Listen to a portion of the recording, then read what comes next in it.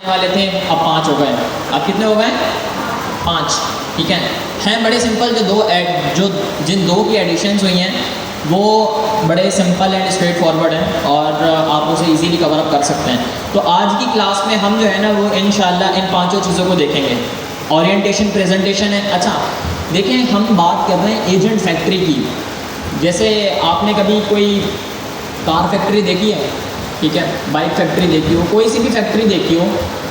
Factories कैसे काम करती हैं? फैक्ट्रीज़ के पास एम्प्लॉयज़ होते हैं और वो एम्प्लॉयज़ जो है ना वो बेसिकली चीज़ों को असेंबल कर रहे होते हैं एंड देन चीज़ें जो हैं वो लूप में बन रही होती हैं। कार फैक्ट्री ले ली भाई, कार हमने ऑब्जेक्ट ओरिएंटेड प्रोग्रामिंग पढ़ी थी, याद है? हम कहते थे कि भाई हम एक जो है ना वो स्कीमा बनाएंगे, हम एक स्ट्रक्चर बनाएंगे, हम एक ऑब्जेक्ट बनाएंगे और वो ऑब्जेक्ट जो है ना वो 10-12 ऑब्जेक्ट्स और क्रिएट करेगा। याद है ना आप लोगों को? ऊप्स हमने पढ़े थे। तो आप वही स्ट्रक्चर ले लें कि यहाँ पर हम क्या करेंगे, हम लोग जो है ना वो बेसिकली एक फैक्ट्री बनाएंगे एआई की, और वो एआई की फैक्ट्री हमारे लिए जो है ना वो बेसिकली एजेंट्स बना रही होगी। हम क्या करेंगे उसका? आप सोच रहे होंगे सर हम बनाकर करेंगे क्या हमें कोई फ़ायदा होगा उसका? फ़ायदा आपको 2 तरीके से हो सकता है। या तो आप अपनी सर्विस जो है वो एंटरप्राइज कंपनीज़ को या जो हमारे पास लोकल कंपनीज़ हैं उनको प्रोवाइड कर सकते हो, ठीक है, या अपने प्रोडक्ट्स बना सकते हो। And literally I am damn sure कि इस टाइम पर जो है ना वो कोई क्लास में ऐसा स्टूडेंट मौजूद नहीं है, इवन मुझे भी जो है वो एजेंटिक एआई सही तरीके से नहीं आती। मैं अपने ऊपर रखकर बात करता हूँ, आप लोगों के ऊपर तो मैं बाद में आऊँगा, पहले मैं अपने आप के ऊपर बात करता हूँ। ये बात मैं नहीं कह रहा, ये बात मैंने अपने आप को नहीं कही कि भाई मुझे कुछ नहीं आता। अगर मुझसे कोई बंदा पूछे कि आपको क्या आता है तो मैं कहूँगा कि भाई मुझे बहुत कुछ आता है, मैंने इस चीज़ को भी डेवलप किया है, इस चीज़ को भी किया है, इस चीज़ को भी किया है। सर नहीं को बोलें तो भाई सर नहीं भी ये कहेंगे यार मैंने ये भी डेवलप किया, मैंने ये भी डेवलप किया है। सर ज़िया हमें कहते हैं, सर ज़िया हमें क्या कहते हैं? आप लोगों को किसी चीज़ के बारे में इल्म नहीं है जो इस टाइम पर एआई की दुनिया के अंदर हो रहा है। चाहे हम जितने भी एक्सपर्ट बन जाएं but we are still behind, और हमें जो है ना वो इस लूप को फिल करना है। हमें क्या करना है? इस लूप को फिल करना है, ठीक है। ये जो छोटी सी फाइंडिंग है ना, हमें सिर्फ इसे फिक्स करना है, और वो करने का तरीक़ेकार सिर्फ यही है कि हम जो है वो एजेंट फैक्ट्री की डॉक्यूमेंटेशन को एंड टू एंड पढ़ें। जब तक पढ़ेंगे नहीं, सीखेंगे नहीं, समझेंगे नहीं तो आगे नहीं बढ़ेंगे। ये बड़ा कैजुअल मुहावरा है जो आपको हर कोई कहते हुए दिखाई देगा कि भाई पढ़ो लिखो, do hard work and get success. ये बात तो सबको पता है ना, ये हर बंदा कहता है, मैं भी ये कहता हूँ, आप लोग भी जब दोस्तों में बात कर रहे होते हैं तो यही कहते हैं भाई कहाँ हार्ड वर्क करें, कैसे करें, कैसे चीज़ों को जो है वो लेकर चलें। तो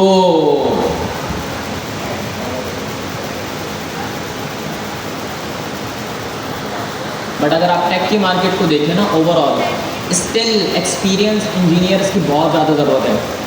अभी एक कंपनी है, ठीक है, मैं उसका जो है वो अभी नाम नहीं बताऊंगा, बट बस आप ये समझें कि वो कंपनी जो है ना वो दुनिया के one of the best developer हैं, और वो है भी बंदा पाकिस्तानी। कोई बंदा पाकिस्तानी है और वो दुनिया का सबसे बेहतरीन डेवलपर है, और वो यूएसए में होता है, उसकी कंपनी है।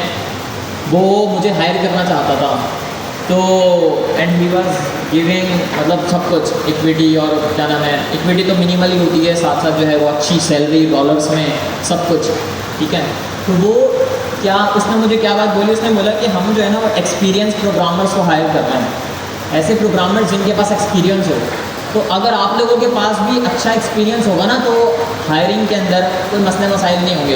You will get the jobs, you will get the work, you will get the freelance work, you will get what ever you want, but you need to showcase that. आपको जो है वो showcase करवाना पड़ेगा, ठीक है। और वो आप कहाँ से करवा सकते हैं?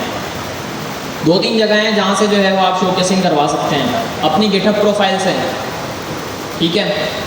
GitHub profile is the must. GitHub profile से आप जो है वो शोकेसिंग करवा सकते हैं, और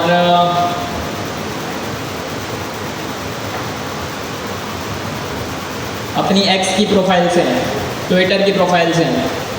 मैं आप लोगों को शुरू से कह रहा हूँ, लिटरली मैं आप लोगों को शुरू से कह रहा हूँ कि अगर आप लोग यहाँ पर एक्टिव नहीं है ना तो आप लोगों के लिए चीज़ें बेहतर होने वाली नहीं है। शोकेसिंग जब तक नहीं करेंगे तो लोग आप लोगों के साथ कांटेक्ट नहीं करेंगे। मैं आपको एक अपनी छोटी सी स्टोरी बताता हूँ, फिर हम जो है ना वो इन 5 चीज़ों को इंशाल्लाह आज कवर करके जाएंगे। छोटी सी स्टोरी ये है कि एक फेमस कंपनी है फ्लोवाइज के नाम से, ठीक है। ये ना no code orchestration flow tool है। ये no code agentic AI orchestration tool है। मतलब इसका इस्तेमाल करते हुए जो है ना हम नो कोड वे के अंदर एजेंट्स क्रिएट कर सकते हैं। ये 2022 की बात है या 23 की बात है। मैंने जो है वो इसका इस्तेमाल करना शुरू किया and I started doing the open source contributions. आप यकीन नहीं करेंगे 2 साल के अरसे में मुझे जो है ना वो 10 जॉब्स आई हैं। 10 से 15 जॉब्स जो है ना वो मुझे आई हैं, अभी भी मेरे पास मौजूद हैं। And they want to hire me why, क्यों मुझे हायर करना चाहते थे? क्योंकि मैंने जो है वो उस कंपनी की रेपो के अंदर जो है वो कॉन्ट्रीब्यूशंस की हुई थी, ठीक है। एंड देवर सेइंग कि भाई आपको जो है ना वो पूरी प्रोडक्ट के बारे में पता है, हम कुछ ऐसी प्रोडक्ट्स XYZ प्रोडक्ट्स बनाना चाहते हैं जो इस फ्रेमवर्क के ऊपर बनी हुई हों, और हम ऐसे बंदों को हायर कर रहे हैं जिनको इस फ्रेमवर्क की स्ट्रॉन्ग अंडरस्टैंडिंग हो। तो क्योंकि आपने कॉन्ट्रीब्यूशंस की हुई है तो आपको पता है कि ये पूरा फ्रेमवर्क कैसे काम करता है। तो आई वॉज डैम शॉक। मुझे लिटरली हर महीने जो है ना वो कोई ना कोई जॉब की ऑफर आ। तो कहने का मकसद ये है कि वो कहाँ से हुआ सब कुछ? वो गिटअप से हुआ, ठीक है, वो एक्स से हुआ, ठीक है। लोग यहीं से जो है ना वो आपसे रीच आउट करते हैं। अच्छा जी, किसी का कोई सवाल है? जी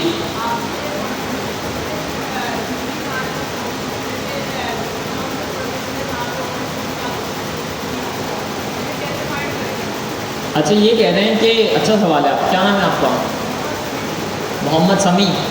अच्छा भाई, मोहम्मद समी का सवाल ये है कि सर आप कैसे जो है वो ओपन सोर्स कॉन्ट्रीब्यूशंस करेंगे और कैसे जो है वो ऐसी रिपोजिटरीज़ को फाइंड आउट करेंगे जो आपके लिए जो है वो बेसिकली आपको अपॉर्चुनिटीज़ प्रोवाइड करती हो ओपन सोर्स के लिए।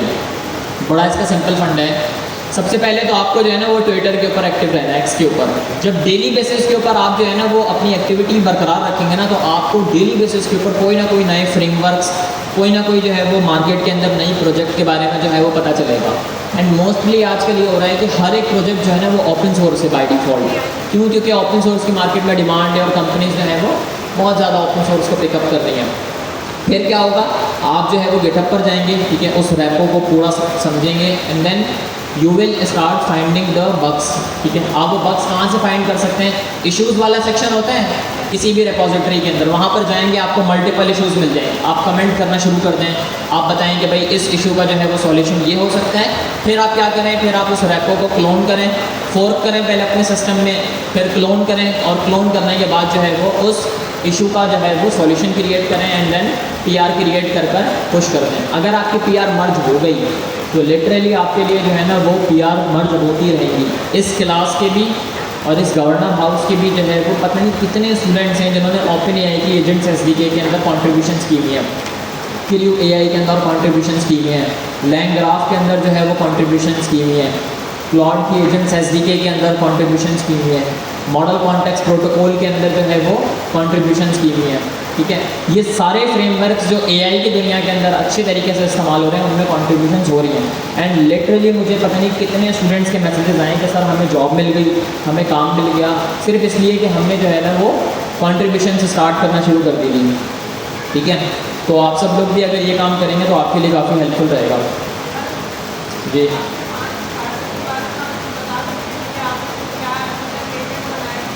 नहीं नहीं नहीं नहीं, ये आज की बात नहीं है।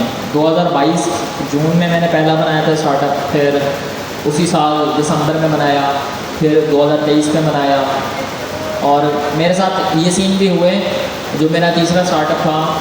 मतलब लिटरली मैं अच्छी खासी ग्रोथ के ऊपर निकल रहा था, बट सीन ये हुआ कि वो मेरा पूरा आइडिया क्लोन हो गया, कॉपी हो गया।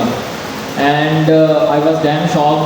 जिस बंदे ने उसको क्लोन किया, कोई अंग्रेज़ था, उसे आइडिया समझ में आ गया and he did start doing the work. उसने काम ये किया कि उसने मार्केटिंग के ऊपर जो है ना वो ज़्यादा एफर्ट्स पुट की। बिल्कुल मेरा आइडिया, इवन वेबसाइट तक उसने मेरी क्लोन की थी। I still remember that part. और फिर उसके बाद उसने फंडिंग भी गेट कर ली थी, फिर उसकी प्रोडक्ट कुछ टाइम चली थी और फिर वो प्रोजेक्ट जो है वो फेल हो गया था। तो खैर वो एक अलग बात है, वो फिर कभी और किसी दिन बताएंगे। अभी जो है वो हम कंटिन्यू करते हैं।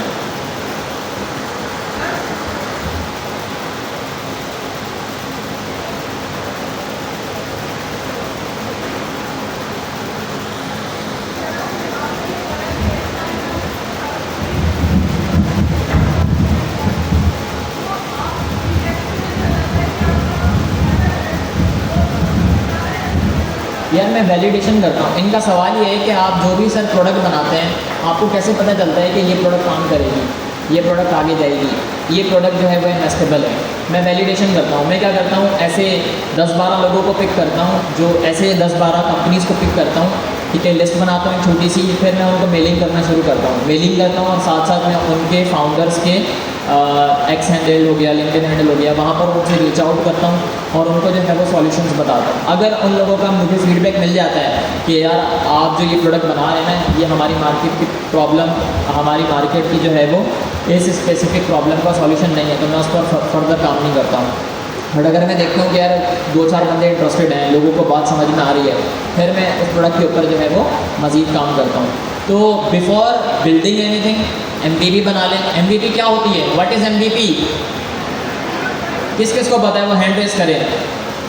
यार फिर वही बात, हैंड तो पूरे रेस करें, पता तो चले कि हैंड रेस हुए हैं। अच्छा, MVP स्टैंड फॉर क्या है? Minimum viable product. MVP बना लें। MVP बनाकर लैंडिंग पेज बना लें और उसके बाद उस लैंडिंग पेज को थोड़ा बहुत मार्केट कर लें। आपको आइडिया हो जाएगा कि भाई ये प्रोडक्ट जो है वो काम करने के लायक है या नहीं है, ठीक है। अच्छा जी, तो इस हवाले से भी कुछ चीज़ें हैं, वो फिर मैं आपको बताऊंगा फर्दर। अभी हम कंटिन्यू करते हैं। अच्छा, ये थी गिटहब की प्रोफाइल, यहाँ पर मुझे फॉलो कर लें और मैं जो भी रिसेंट कॉन्ट्रीब्यूशंस कर रहा होता हूँ रैपोस के अंदर, वो आकर देखा करें। इवन मैंने अभी एक कंपनी में वो की थी, कॉन्ट्रीब्यूशन की थी, वो एक्सेप्ट नहीं हुई, बट मुझे उसके ऊपर फीडबैक मिल गया। यार ये एक प्रोजेक्ट है ML इंटर्न, लिटरली मैंने आज तक ऐसा कोई एजेंट नहीं देखा, ना ही मैंने आज तक ऐसा कोई एजेंट यूज़ किया है। ये है क्या, इसके बारे में बताता हूँ थोड़ा सा, फिर कंटिन्यू करेंगे। ये एक ओपन सोर्स ML इंजीनियर है जो क्या करता है, जो रिसर्च पेपर्स को रीड करता है, ठीक है, और उसके बाद फिर जो है ना वो LLMs को ट्रेन करता है और फिर उनको ऑटोमेटिकली डिप्लॉय करता है। तो अगर आप इसका इस्तेमाल करेंगे तो आपको पता चलेगा कि ये कितना ज़बरदस्त टूल है। हगिंग फेस का नाम सुना है, बड़ा फेमस जो है वो AI का क्लाउड है और हर बंदा जो है वो इससे कहीं ना कहीं जो है वो मुंसलिक लाजमी होगा। तो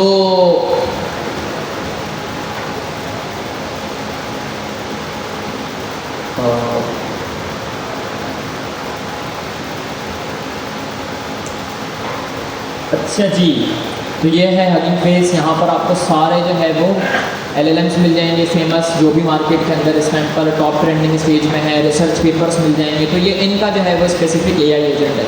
यार V0 है, V0 का किस किसने इस्तेमाल किया है? गोल्ड का इस्तेमाल किया होगा, V0 का किया होगा, या लवेबल है, लवेबल का इस्तेमाल किया होगा। तो वो सब जो है वो फ्रंट एंड और बैक एंड के एक सिंपल एप्लीकेशंस बनाने के लिए यूज़ हो रहे होते थे। जो ये है जिसकी मैं बात कर रहा हूँ, ये वाला प्रोडक्ट ML इंटर्न, ये कहाँ पर यूज़ हो रहा होता है?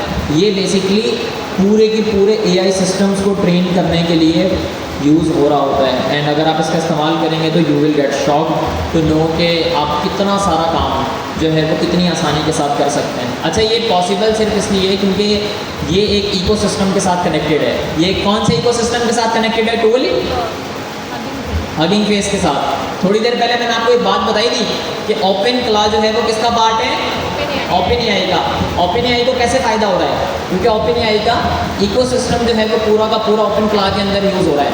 तो हगिंग फेस जो है वो कैसे, मतलब बिजनेस वाले अगर हम माइंडसेट से देखें तो ये प्रोडक्ट जो है वो कैसे यूज़ हो रही होगी? ये प्रोडक्ट ऐसे यूज़ हो रही होगी कि भाई जाहिर सी बात है, अगर कोई डेवलपर, कोई कंपनी जो है वो इस प्रोडक्ट का इस्तेमाल करेगी तो वो हगिंग फेस का behind the scene automatically use कर रही होगी, क्योंकि जो डिप्लॉयमेंट हो रही हैं LLMs की वो हगिंग फेस पर हो रही हैं। जो LLMs यूटिलाइज़ किए जा रहे हैं, फोर्क किए जा रहे हैं, वो इसके प्लेटफॉर्म के ज़रिए किए जा रहे हैं, ठीक है। रिसर्च हो रही है, वो पूरे रिसर्च पेपर्स जो हैं वो यहाँ से जो है वो गेट किए जा रहे हैं। तो रिसर्च पेपर्स के बारे में तो आपको पता है ना, वाइट पेपर LLMs की बुनियाद किस रिसर्च पेपर के ऊपर हुई थी? What is the name of that? Attention is all you need. क्या कह रहे हैं Attention is all you need. यार? आवाज़ थोड़ा इंडस्ट्रियल फैंस क्या कहा जाए। अच्छा जी, शायद आप लोग कह रहे हैं ट्रांसफॉर्मर आर्किटेक्चर, ऐसे ही है ना? ट्रांसफॉर्मर आर्किटेक्चर के ऊपर LLMs की शुरुआत हुई थी, ठीक है। और अभी जो है वो ट्रांसफॉर्मर आर्किटेक्चर्स के अंदर एक एडवांसमेंट आई है। आज ही मैंने रिसर्च पेपर पढ़ा है, तो उसका नाम था मेमोरी कैश बाय गूगल। जो LLMs के अंदर एक प्रॉब्लम है ना कि उनको याद नहीं रहता, LLMs को पता नहीं होता कि भाई कॉन्टेक्स्ट जो है वो रिट्रीवल के अंदर प्रॉब्लम्स होती हैं। तो उस प्रॉब्लम का सॉल्यूशन जो है वो मेमोरी कैश, एक रिसर्च पेपर रिसेंटली गूगल ने पब्लिश किया, उसके ज़रिए जो है वो पॉसिबल हो रहा होता है। यार मैं आपको ये प्रोडक्ट दिखाना चाहता हूँ क्योंकि ये प्रोडक्ट जो है ना वो यूज़ करने वाली है। शायद आपको कभी ज़िंदगी में कोई क्लाइंट मिल जाए, शायद आप इसका इस्तेमाल करते हैं कोई ऐसी प्रोडक्ट बना लें जो आपका पूरा करियर ही सेट कर दे। मैं इसकी, मेरे पास इसकी इंस्टेंस पड़ी हुई है, बल्कि मैं आपको दिखा भी देता हूँ। मैं जाता हूँ अपने प्रोफाइल में, सैंडबॉक्स, रिस्टार्ट एंड एप्लीकेशन मेरी रिस्टार्ट हो गई है।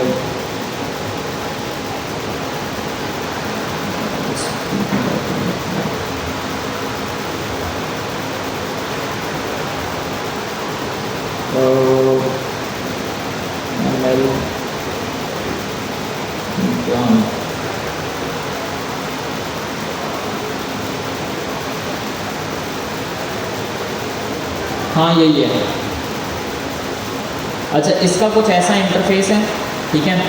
ये आप लोग इसका इस्तेमाल क्या कर सकते हैं, इसका इस्तेमाल करते हुए क्या कर सकते हैं, ट्रेन कर सकते हैं और फाइन ट्यून कर सकते हैं LLMs को। अच्छा, ये जो है ना वो LLMs की कुछ प्रॉपर्टीज़ हैं, बड़ी फेमस प्रॉपर्टीज़ हैं, SFT, DPO, GPRO, LORA, ये वो सारी प्रॉपर्टीज़ हैं जो, जैसे ये जो LORA है ये यूज़ होती है, SFT, DPO ये वीडियो जनरेशन वाले के अंदर हो रही होती है। तो ये कुछ वो फेमस प्रॉपर्टीज़ हैं जो यूज़ हो रही होती है। तो इन प्रॉपर्टीज़ का इस्तेमाल करते हुए आप ट्रेन कर सकते हो, फाइन ट्यून कर सकते हो LLM को, मॉडल्स और डेटा सेट जो है वो सर्च कर सकते हो, इंस्पेक्ट कर सकते हो और अपलोड कर सकते हो, रिसर्च कर सकते हो, इन्फेरेंस और डिप्लॉयमेंट, आपकी डिप्लॉयमेंट कर सकते हो आप हगिंग फेस के इकोसिस्टम के ऊपर हैं, इमेज जनरेशन।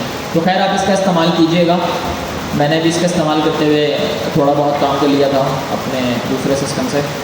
तो खैर हम कंटिन्यू करते हैं। अच्छा, यहाँ पर पहली जो है ना वो ओरिएंटेशन प्रेजेंटेशन है। 9/5 जो है ना वो हमारे पास मॉड्यूल्स हैं जो एजेंट फैक्ट्री के फर्स्ट एग्ज़ाम के अंदर आ रहे होंगे, ठीक है। तो अब जो हमारे पास पहला मॉड्यूल है वो एक प्रेजेंटेशन है जिसको आप सबने पढ़ कर आना है। बड़ी सिंपल प्रेजेंटेशन है, इसको हम जल्दी गो थ्रू करेंगे एंड फिर हम अपने नेक्स्ट पार्ट की तरफ कंटिन्यू करेंगे। The AI revolution starts here, ठीक है। ये थीसिस है, ठीक है। AI क्या है, ये एक बड़ी सिंपल जो है ना वो kitchen appliance, smart kitchen appliance की जो है वो एक एग्जांपल दी हुई है। इसके बारे में बातचीत करने की आई डोंट थिंक सो कि ज़रूरत नहीं है, ठीक है। इसके बारे में भी जो है वो बातचीत करने की ज़रूरत नहीं है। आर्टिफिशियल इंटेलिजेंस की मीनिंग के बारे में आपको पता है। अच्छा, की टेक में ये बड़ा ज़रूरी है, ये पढ़ लें। AI is software that can learn from data and make decisions on its own, ठीक है, without a human giving it's step by step instructions every time. ये बड़ी वो सिंपल डेफिनेशन है AI की या एजेंट की, जिसके बारे में आप सबको पता होना चाहिए।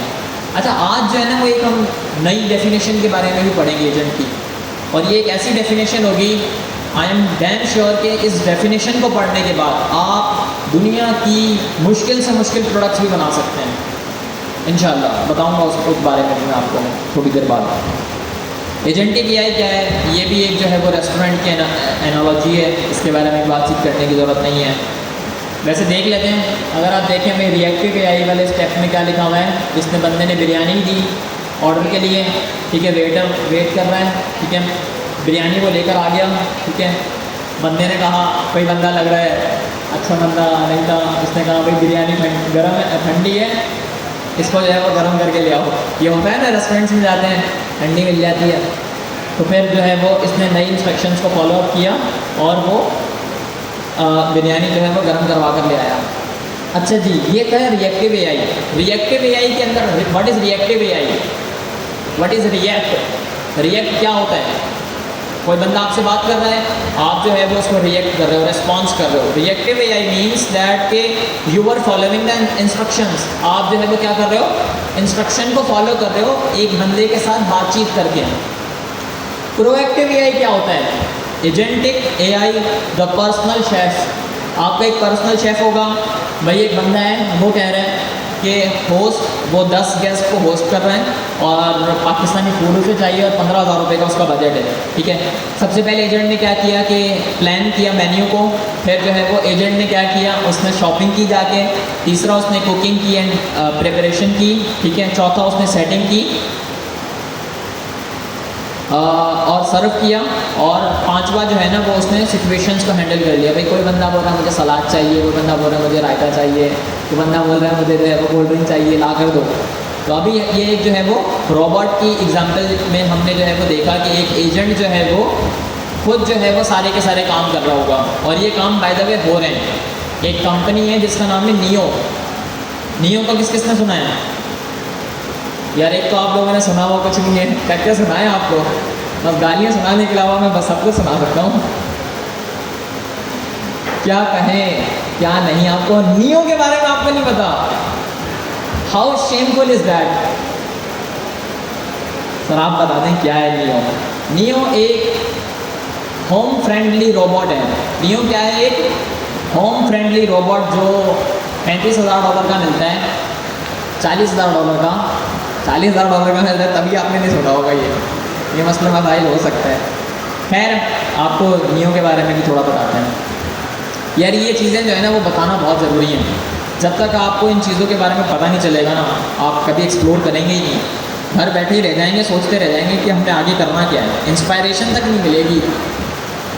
नियो रोबोटिक्स, अच्छा भाई ये जो है ना वो बड़ा फेमस होम रोबोट है, ठीक है। यार इसका मुझे डिज़ाइन बहुत अच्छा लगता है। ये अंकल के साथ खड़ा हुआ है और हाँ स्वेटर पहना हुआ है इसने। अच्छा ये वीडियो भी आप जाकर देखिएगा। ये जो है ना वो घर के सारे काम करता है, लिटरली घर के सारे काम करता है। मैं कह रहा हूँ लड़कियों की ज़रूरत जो है वो कम हो जाएगी इन द सेंस ये कि काम वाम जो है वो रोबोट्स कर रहे होंगे।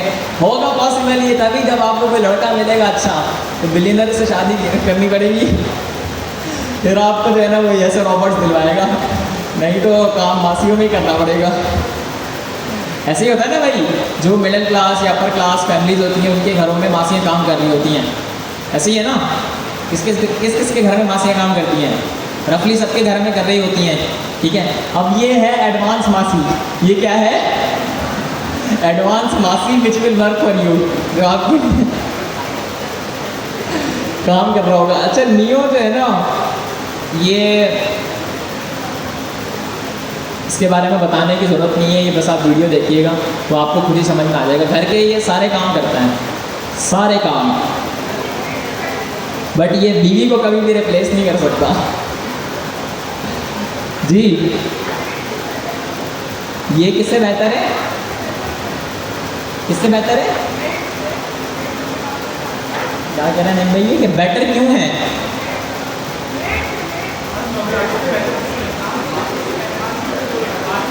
अच्छा मासी से बेहतर क्यों है?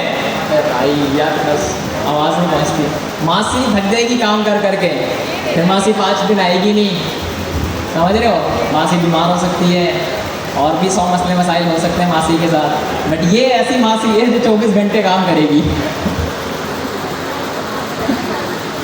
भाई किसी किसी के घरों में कुछ मासियाँ ऐसी होती हैं जो बहुत अच्छी होती हैं। हमारे घर जो मासी है वो literally best out of the best है। आज सुबह की मैं आपको बात बता रहा हूँ, वो खड़ी हुई थी और उसने कहा कि मैं तुम्हारे घर पर आती हूँ ना, यहाँ पर मुझे सुकून मिल जाता है।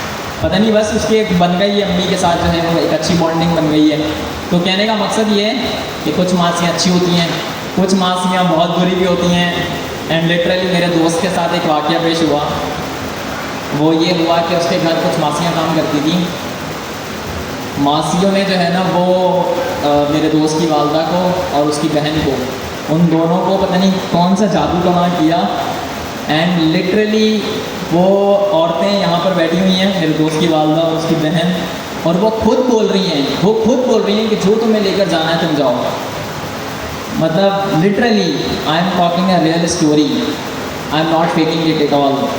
और फिर मेरे दोस्त का ही एक कज़न है, वो अचानक घर आ जाता है, तो वो देखता है सिचुएशन को, ही से टू हर मॉम कि भाई ये क्या हो रहा है, ये तो सब कुछ लेकर जा रही हैं। मैं बोला तुम भी कुछ नहीं बोलो, बैठ जाओ यहाँ पर।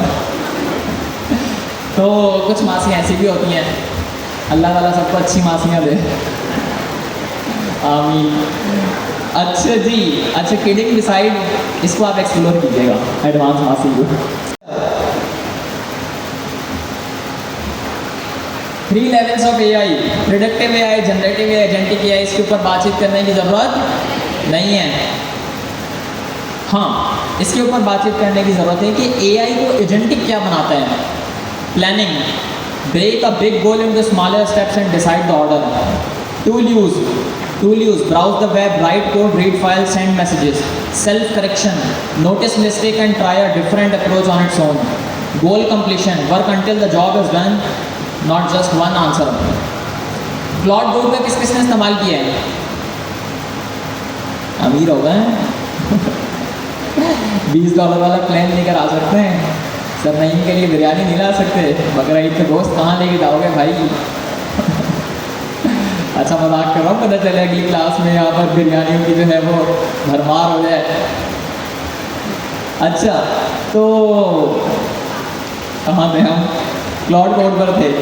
क्लॉड कोड जो है ना वो एक ऐसा टूल है जो सेल्फ करेक्टनेस के ऊपर जो है वो बनाया गया है, जिसको इस तरीके से बनाया गया है कि वो अपने आप को जो है वो बेहतर करता है। जब भी आप कोई प्रोजेक्ट उसको देते हैं ना बनाने के लिए, अभी आजकल एक बड़ी फेमस कमांड मशहूर हो रही है, गोल /गोल। किसी ने इस्तेमाल किया /गोल का? आपने क्या नाम है आपका? नबील, क्या करती है?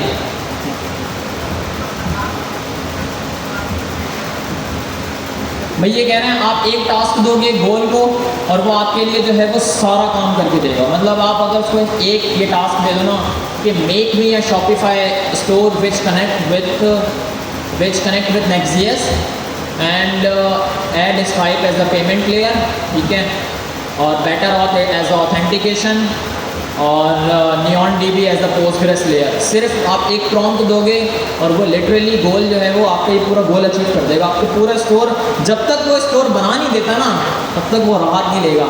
तो मसला सबसे बड़ा ये कि $20 वाले प्लान में ये काम होगा नहीं, इसके लिए $200 वाला प्लान चाहिए, समझ रहे हैं? इसका भी हल है। हमारे पास एक बड़ा फेमस ओपन सोर्स टूल है जिसका नाम है ओपन कोड। जिसका क्या नाम है? Open code. यार ये बहुत ज़बरदस्त टूल है। ये आपको डेस्कटॉप एप्लीकेशन भी प्रोवाइड करते हैं, ये आपको टर्मिनल के ऊपर भी अपना एक्सपीरियंस प्रोवाइड करते हैं, ठीक है। ये एक open source AI coding agent है, क्लॉड कोड का अल्टरनेटिव है। इसका इस्तेमाल करते हुए आप सारे LLMs को यूज़ कर सकते हो और एक अगर आप टास्क उसको दोगे ना करने के लिए, ये वैसे ही जैसे क्लॉड कोड करता है वैसे ही आपको सारे काम करके देगा, वो भी सस्ते में। सस्ते में कैसे? क्योंकि ये क्या करते हैं, ये बेसिकली ओपन सोर्स LLMs का इस्तेमाल करते हैं। ये इनका $5 का प्लान है, मतलब 10 का है, फर्स्ट मंथ आपको 5 में मिलेगा, जिसमें आपको कीमी मिल जाएगा। ये देख रहे हैं ना, ये Chinese open source famous LLM है। ये कोडिंग के अंदर इस वक्त सबसे आगे चल रहे हैं, पता होना चाहिए आपको। इस टाइम पर सबसे आगे LLM कौन सा चल रहा है? क्लॉड कोड है ना, क्लॉड कोड का क्लॉड ओपस 4.8 है ना। अगर हम ओपन सोर्स की दुनिया में आ जाएं तो कौन सा है? क्या नाम है उसका? मिनीमैक्स। जो कहता है मिनीमैक्स वो ज़रा हैंड रेस करें। एक बंदा ही कह रहा है, 2-3 कह रहे हैं। जो कहता है कि भाई किमी भी एक LLM है, फेमस LLM है, चाइनीज़ कंपनी ने बनाया। जो इस टाइम तक किमी टॉप कर रहा है वो ज़रा हैंड रेस कर लें। काफ़ी हैंड्स रेज हुए हैं। जो कह रहा है भाई डीप सी किस टाइम पर जो है वो टॉप पर है, सही। जो कह रहा है भाई ZLM ये टॉप पर चल रहा है, वो ज़रा हैंड रेस करें। सही है। और कौन सा है इसके अंदर? यही है। अच्छा जी, तो इस टाइम पर मार्केट में जो ट्रेंडिंग पर है ना वो किमी है। किमी का LLM है, किमी का भी 3 वर्जन रिलीज हुआ है LLM, वो बड़ा फेमस है, वो बहुत चीप है। तो ये जो हमारे पास 5 ऑप्शन है ना, मिनीमैक्स हो गया, किमी हो गया, ZLM हो गया, ये सारे बेसिकली कॉस्ट इफेक्टिव वे के अंदर डेवलपमेंट कर रहे होते हैं। आपका अगर एक टास्क आप क्लॉड कोड से करवाओगे और वो $10 में कंप्लीट होता है तो वो $1 में जो है वो ये वाले LLM कर देंगे। और ये एक्सेसिबल कहाँ पर है? ये ओपन कोड के अंदर आपको मिलेंगे, चीप प्लान के अंदर, ठीक है। अच्छा जी, तो जी क्या कह रहे हैं?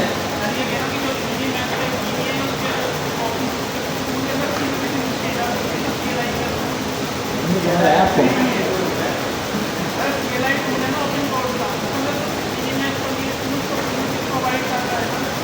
अच्छा, ये पता नहीं, शायद आप ये कह रहे हैं कि मिनी मैक्स जो है ना वो किमी से बेहतर चल रहा है आजकल। फ्री में हाँ फ्री में। तो जो हमारे पास ओपन राउटर है ना, ओपन राउटर का तो पता है ना आप सबको, शुक्र है बिरयानी बांटो। The unified interface for LLMs, यहाँ अगर आप मॉडल्स में जाएंगे वर्जन चल रहा है, ये भी फ्री चल रहा है। एनवीडिया ने अपना जो है वो नेमोट्रॉन एक LLM लॉन्च की है, 3-4 दिन पहले की है। ये भी फ्री में मिल रहा है, ये भी फ्री में मिल रहा है, ये भी फ्री में मिल रहा है, ठीक है। कॉइन चल रहा है, ये भी बड़ा फेमस ओपन सोर्स मॉडल। कहने का मकसद ये है, ये सब आप जो है ना वो यहाँ से एक्सेस कर सकते हैं। वो करेंगे कैसे? करने का तरीक़ेकार ये है कि भाई इसको आप डाउनलोड करेंगे ओपन कोड को, और इसकी जो बेसिकली प्रॉक्सी वाली लेयर है ना, जहाँ पर रिक्वेस्ट एंड रिस्पॉन्स की साइकिल होती है, उसको आप चेंज कर देंगे ओपन कोड के साथ, सॉरी ओपन राउटर के साथ। तो मैं खुद इसका जो है वो अपने बड़े बहुत सारे प्रोजेक्ट्स के अंदर जो है वो इस्तेमाल कर रहा होता हूँ, क्योंकि ये बड़ा जो है वो ज़बरदस्त टूल है। ये देखिए, मैं भी इसका बहुत एक्सटेंसिव यूज़ करता हूँ, दिखाता हूँ। ये देखिए, मैंने $14 स्पेंड किए हुए हैं और 18,000 रिक्वेस्ट मैंने यहाँ से प्रोसेस की हैं, और 16 मिलियन टोकन्स जो है ना वो मैंने यहाँ से मिनी मैक्स 2.5 के 13 मिलियन, किमी के 2.6 के 1.8 मिलियन, GPT 5.4 के 6,72,000 टोकन्स। तो मैं ओपन राउटर का बहुत ज़्यादा इस्तेमाल करता हूँ अपने प्रोजेक्ट्स के अंदर, क्योंकि आसान है ना। एक लाइन के अंदर मैं LLM को चेंज कर लूँगा, एक लाइन में मैं क्या कर लूँगा, LLM को चेंज कर लूँगा। नहीं तो मुझे जो है वो पूरा कोड बेस तब्दील करना पड़ जाएगा अगर मैं सेपरेटली हर एक को इंटीग्रेट करने बैठता हूँ, ठीक है। वैसे कुछ सिनेरियोज ऐसे भी होते हैं जिसमें आपको सेपरेटली इंटीग्रेशन करनी पड़ती है, वो भी फिर आपको कभी जो है वो बताऊँगा मैं। Back to work after saying a lot of things which is necessary, जो ज़रूरी है बताना। बैकरी ईमेल मार्केटिंग 2 पार्ट्स, ठीक है, from browser chat to general agents. Chat GPT जब लॉन्च हुआ तो ऐसा इंटरफेस था। अब जर्नल एजेंट्स हैं जो सब कुछ कर सकते हैं। The agent is the operating layer, ये बात है जो समझने की है, ठीक है। ये पढ़ें, ये 9 बड़ी इंपॉर्टेंट है। The new era of computing is from app centric PCs to agentic native PCs. Why the agentic era ends of the app, SaaS and the PC as we know it. यहाँ पर sir क्या कह रहे हैं कि भाई agents जो है ना वो SaaS को रिप्लेस करेंगे, एप्लीकेशंस को रिप्लेस करेंगे, और अपनी ही एक लेयर क्रिएट करेंगे जो उनकी एप्लीकेशन से जो है वो एक्सेसिबल होगी, ग्राफिकल यूज़र इंटरफेस से एक्सेसिबल होगी, GUI से। तो एजेंट क्या है? एजेंट एक नई ऑपरेटिंग लेयर है, 2 that's not 1। ये बड़े यार, ये बड़ी इंपॉर्टेंट चीज़ लिखी हुई है। जेनसन हुआंग ने एक बात कही है कि 40 साल के अंदर हमने जो है ना, पिछले 40 साल में हमने पता नहीं कितनी एप्लीकेशंस बनाई, ठीक है। Type with the RTX type, ठीक है, with RTX spark and Microsoft Windows you ask and the PC does the work. अब एप्लीकेशंस बनाने की ज़रूरत ही नहीं है। अब आप ऐसे सिस्टम बनाएंगे जो आपके प्रॉम्प्ट को अंडरस्टैंड करते हुए विद इन फ्यू मिनट्स पूरा सिस्टम जो है वो बनाकर तैयार कर देंगे। तो ये कैसे पॉसिबल होगा? ये बंदा बात कर रहा है जेनसन हुआंग, एनवीडिया कौन है? जेनसन हुआंग कौन है जी? एनवीडिया के बारे में तो पता है ना भाई, चिप्स बनाती है एनवीडिया की मार्केट कैप नहीं पता आपको? 4.96 ट्रिलियन, $5 ट्रिलियन। पाकिस्तान का कर्जा 10 मरतबा उतर जाएगा, समझ रहे हैं? कितनी मरतबा उतरेगा? 10 मरतबा। पाकिस्तान का कर्जा कितना है? $250 बिलियन है बस। AI की एक कंपनी की वर्थ कितनी है? 5 ट्रिलियन। ये इतनी बड़ी अमाउंट है, ख़त्म कर करके थक जाएंगे। ख़त्म नहीं होगी, देनी पड़ जाएगी। खैर ये एक बंदा ऑन नहीं करता, ये दुनिया के बड़े बड़े इन्वेस्टर्स ऑन करते हैं। खैर कंटिन्यू। हाँ, ये बात जो सरजिया ने करी ना कि 2 डेथ होंगी, ठीक है, एक नहीं। सांस लियर, सांस गाइस, यस, सांस वो वाली सांस नहीं है। पता चले सांस सॉफ्टवेयर के बारे में कहा जा रहा है। सांस stand for solution as the service. हाँ, सॉफ्टवेयर या solution as a service, software as a service. दूसरी सांस जो है वो घर वाली सांस है। कुछ सांस अच्छी होती हैं, कुछ सांस बहुत अच्छी होती हैं, कुछ सबसे अच्छी होती हैं। शादीशुदा हज़रात हंस रहे हैं, ऐसे ही ना, लड़कियां खुश हो रही हैं, अल्लाह करे हमें जो है अच्छी सांस मिल जाए।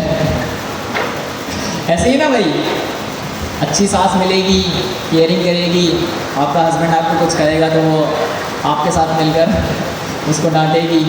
बुरी सांस होगी, पहले आपको मारेगी, फिर आपके घर कॉल जाएगी।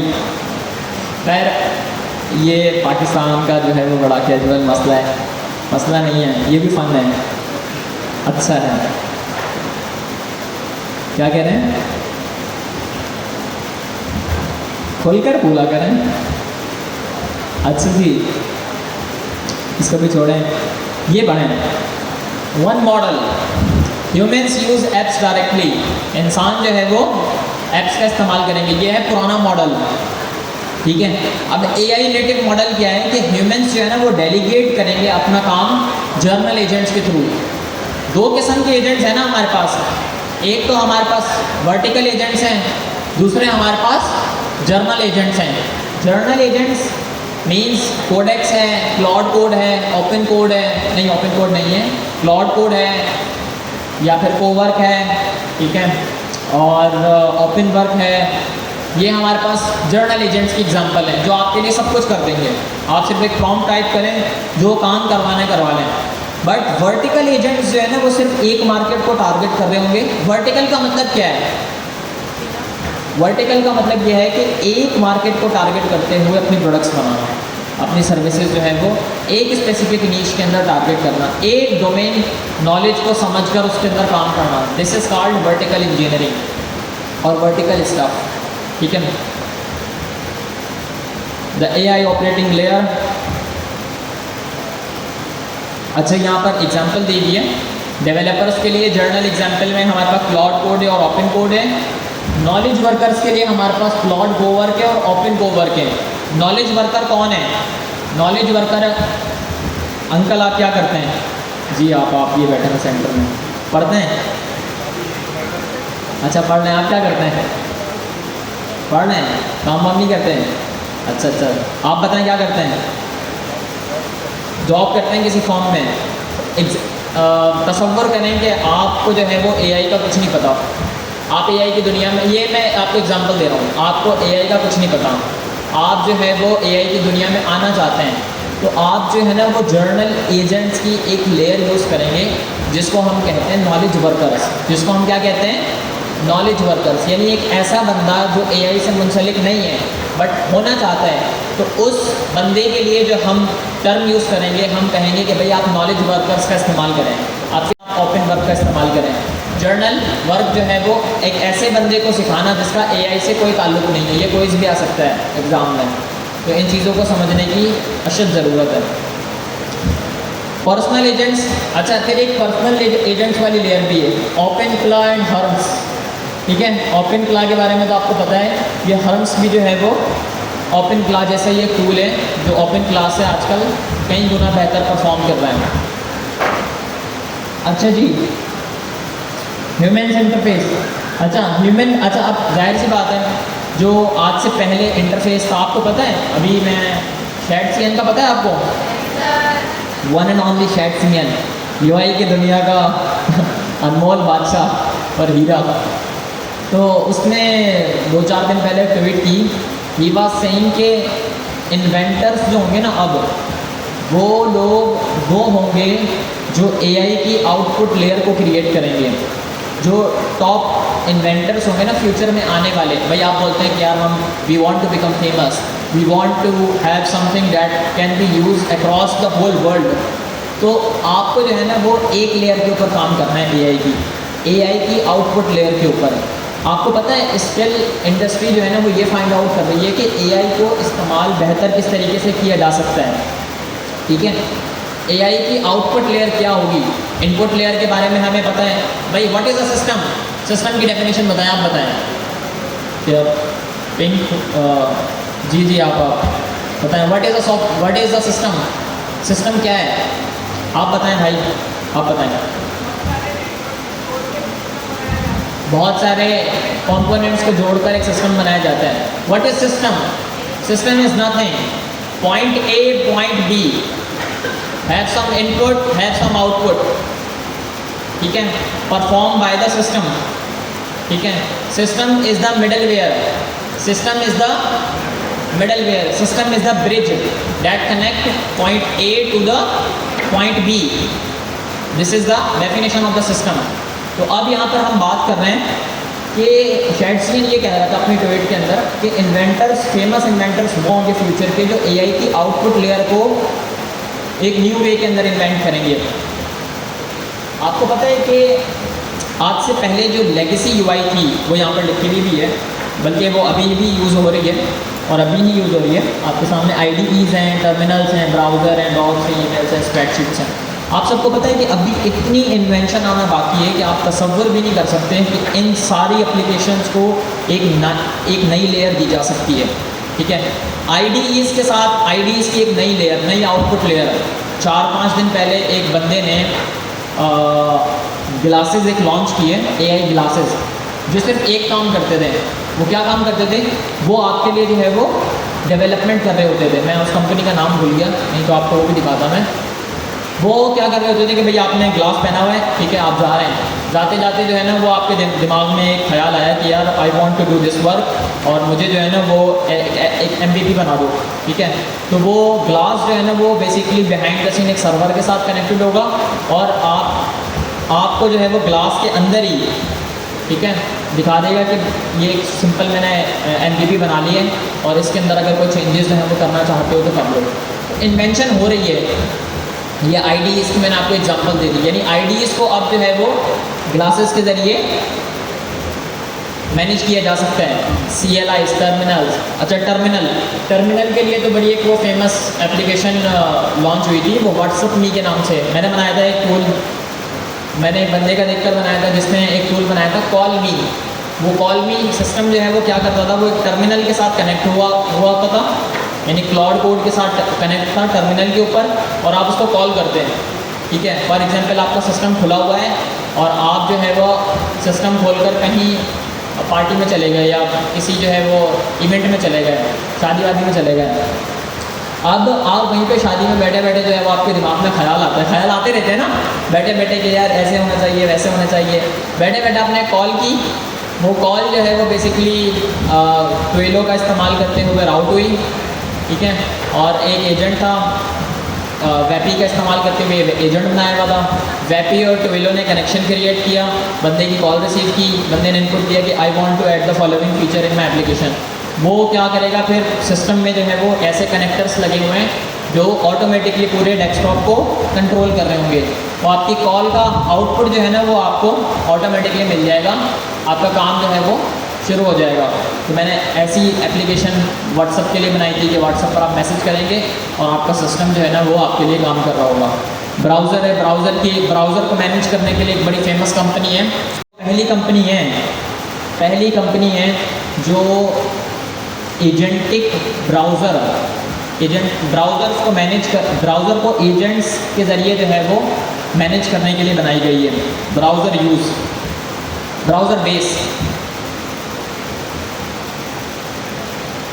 ब्राउज़र बेस, इसके फाउंडर का मेरे जहन से नाम निकल गया। Give your agents access to the whole web. Browser base make the web as reliable and programmable as API। Imagine करें कि आप पूरे ब्राउज़र को APIs के ज़रिए मैनेज कर सकते हो। ब्राउज़र्स पर कौन से एक्शन परफॉर्म होते हैं? क्लिक होता है, टाइप होता है, ठीक है। और भी ऐसे मल्टीपल एक्शंस परफॉर्म हो रहे होते हैं, वो सब आप APIs के ज़रिए मैनेज करेंगे और वो APIs आपको ये प्लेटफॉर्म प्रोवाइड करेगा। तो ये वो पहली कंपनी थी जहाँ तक मुझे याद पड़ता है, इन्होंने अपनी पहली SDK लॉन्च की थी और OpenAI ने जो है वो इसको इंटीग्रेट किया था। ऐसा ही कुछ सीन था 2024 पता नहीं 25 की बात है। फिर इस कंपनी ने $60 मिलियन रेज़ किए थे, $60 मिलियन याद है मुझे, इतना तो याद है, बट आगे भी इन्होंने बहुत कुछ किया है। तो इसका इस्तेमाल आप लोग कर सकते हैं अगर आप अपने ब्राउज़र को जो है वो ऑटोमेट करना चाहते हैं with the help of APIs, ठीक है, जो आपके सिस्टम के साथ कनेक्टेड होगी। अच्छा जी, ऐसे आपको मल्टीपल एग्जाम्पल मिल जाएगी। डॉक्स हैं, अब डॉक्स की क्या एग्जाम्पल देना, गूगल ने खुद ही इंटीग्रेट कर दिया है। डॉक्स को आप जो है वो गूगल के टूल का जेमिनी का इस्तेमाल करते हुए मैनेज कर सकते हो। ईमेल है, ईमेल को आप जो है वो क्या नाम था यार इस कंपनी का, what was the name of that company जो ईमेल की मैनेजमेंट के लिए बनाई गई थी, बड़ी फेमस हो गई थी, इसका मेरे जहन से नाम निकल गया, बट ईमेल मैनेजमेंट के लिए AI की एक लेयर क्रिएट करी थी कंपनी ने, एक ने मुस्तफ़ा बंदे का नाम था उसका जिसने बनाई थी, टर्की का था वो, तो इतना तो मुझे याद है, बट उसकी कंपनी का नाम जहन से निकल गया। खैर स्प्रेडशीट्स के लिए माइक्रोसॉफ्ट ने भी जो है कोई AI के टूल्स प्रोवाइड कर दिए हैं। अजान हो रही है।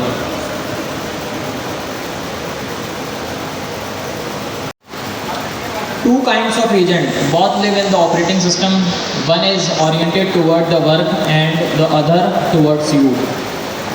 एक एजेंट ऐसा है जो हर एक के लिए काम करता है, दूसरा एजेंट ऐसा है जिसके पास जो है वो आप लोगों का क्या है, नॉलेज वर्क है, नॉलेज बेस है। अच्छा जी, यहाँ पर जर्नल एजेंट्स की एग्जांपल दी हुई है बड़ी ज़बरदस्त। ओरिएंटेड टूवर्ड्स क्या लिखा हुआ है, द टास्क एंड वर्क, ये है जर्नल एजेंट्स। पर्सनल एजेंट्स जो हैं वो आपके लिए काम करते हैं। एग्जांपल्स में जो जर्नल एजेंट्स हैं वो cloud code, open code, Cowork and open work है। पर्सनल एजेंट्स में हमारे पास ओपन क्ला है एंड हर्म्स है।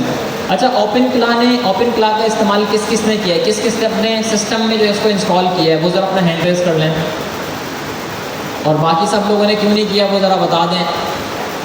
पता नहीं था, जो कह रहे हैं कि भाई जिसको ओपन क्ला के बारे में पता नहीं था वो ज़रा हैंड रेज कर लें। जो कह रहे हैं कि सर दिल नहीं किया, वैसे टाइम नहीं मिला, वो ज़रा हैंड रेज कर लें। टाइम नहीं मिला, बस इंस्टाग्राम चलाने का टाइम मिल जाता है, स्नैपचैट चलाने का टाइम मिल जाता है, और नेटफ्लिक्स चलाने का टाइम मिल जाता है, यूट्यूब पे ड्रामे देखने का टाइम मिल जाता है, पर बिलियनर बनने का टाइम नहीं मिलता। अच्छा, कुछ लोग ऐसे होते हैं जो दूसरों की खुशी में खुश होते हैं। कोई बंदा अमीर बन रहा है ना, वो वैसे खुश हो रहे होते हैं, अमीर वो बन रहा है, खुशी हमें हो रही है। कुछ बंदे ऐसे होते हैं जो खुद जो है वो काम वाम कर रहे होते हैं। अच्छा जी, तो बताने के लिए बहुत कुछ है, बहुत सारी इंटरेस्टिंग चीज़ें हैं जिन्हें हम कवर अप करेंगे। लाइफ स्पैन जो जर्नल एजेंट्स का है वो सिर्फ टास्क लेवल तक महदूद है। जर्नल एजेंट एक काम करेंगे and then they will die. Personal agent जो है ना, they are always on, persistent with you, ठीक है। Memory, task scope, context. For example मैंने एक वेबसाइट बनानी है क्लाइंट की, और वो मैंने क्लाइंट की वेबसाइट का टास्क जो है वो जर्नल एजेंट को दे दिया, उसने मुझे काम कर दे दिया।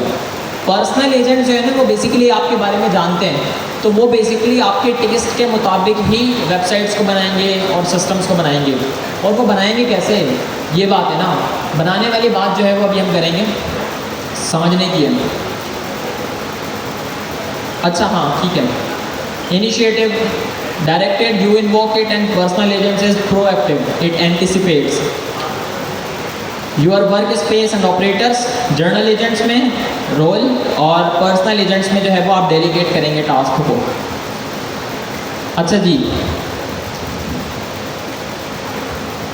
the computer that controls itself, ये बड़ा इंपॉर्टेंट टॉपिक है।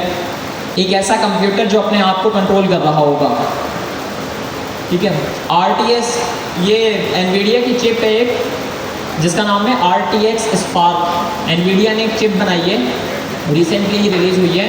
इसका नाम क्या है? RTX spark. ये जो है ना वो बेसिकली एक पर्सनल कंप्यूटर है, बड़ा छोटा सा है, इतना सा है, ज़्यादा बड़ा नहीं है, ठीक है। और ये बेसिकली एजेंट नेटिव टास्क को हैंडल करने के लिए बनाया गया है, ठीक है। मतलब इसकी परफॉर्मेंस बहुत ज़्यादा है, बहुत ज़बरदस्त है, ठीक है। तो ये AI की परफॉर्मेंस के लिए बनाया है, ठीक है। इसकी 128 GB यूनिफाइड मेमोरी है, ठीक है। आमतौर पर हमारे सिस्टम्स में कितनी मेमोरी होती है?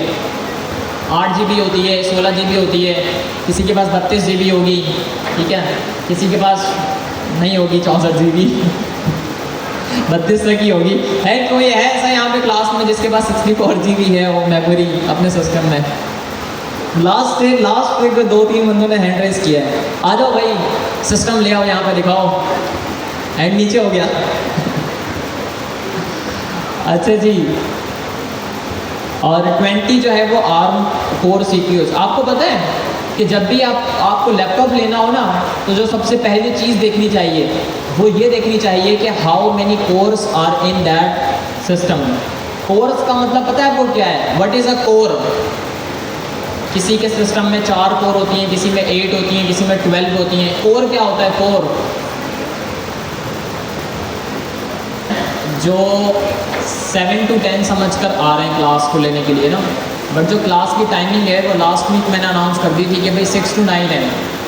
तो आप सब लोग जो है ना वो 6 to 9 ही आएंगे, ठीक है। जो क्लास की एक्चुअल टाइमिंग है वो 6 to 9 होगी। और ऐसे स्टूडेंट्स जिन्होंने अब तक जो है ना वो अब्दुल्ला भाई वाले वहाँ पर बैठे हुए हैं, यहाँ पर यहीं पर ही, ठीक है। यहाँ पर जो है ना वो अपनी लगवा लें, लाइन से आ जाएं जिसने अभी तक नहीं लगवाई, क्योंकि ये जो है ना वो जब लाइन से लाइन बना लें जल्दी जल्दी।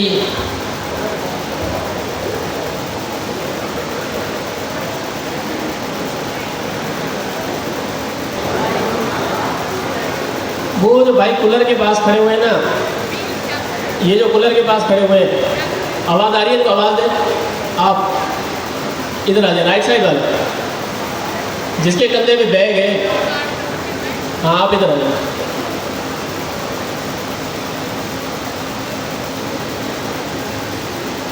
और ये भाई भी जो खड़े हुए हैं ना, ये आपके साथ, इन्हीं के साथ खड़े हो जाएंगे। आप भी इनके साथ खड़े हो जाए। ये जो भाई खड़े हुए हैं बीच में सेट में, हाँ ये इनके साथ खड़े हो जाएंगे। मेरा ना आप दोनों से 2 सवाल है मेरे। आवाज़ आएगी आपकी? यहाँ तक नहीं आएगी, दोनों इधर आ जाए।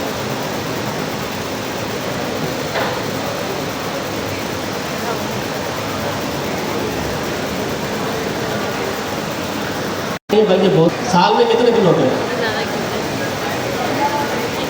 365। क्लास को आवाज़ आ रही है? मेरी आवाज़ आ रही है ना? लेकिन मसला ये आपकी आवाज़ नहीं आनी चाहिए, सही है? ध्यान से सुने जो मैं कह रहा हूँ। कितने साल में दिन होते हैं? 365। उसमें हमारी क्लास कितने दिन होती है?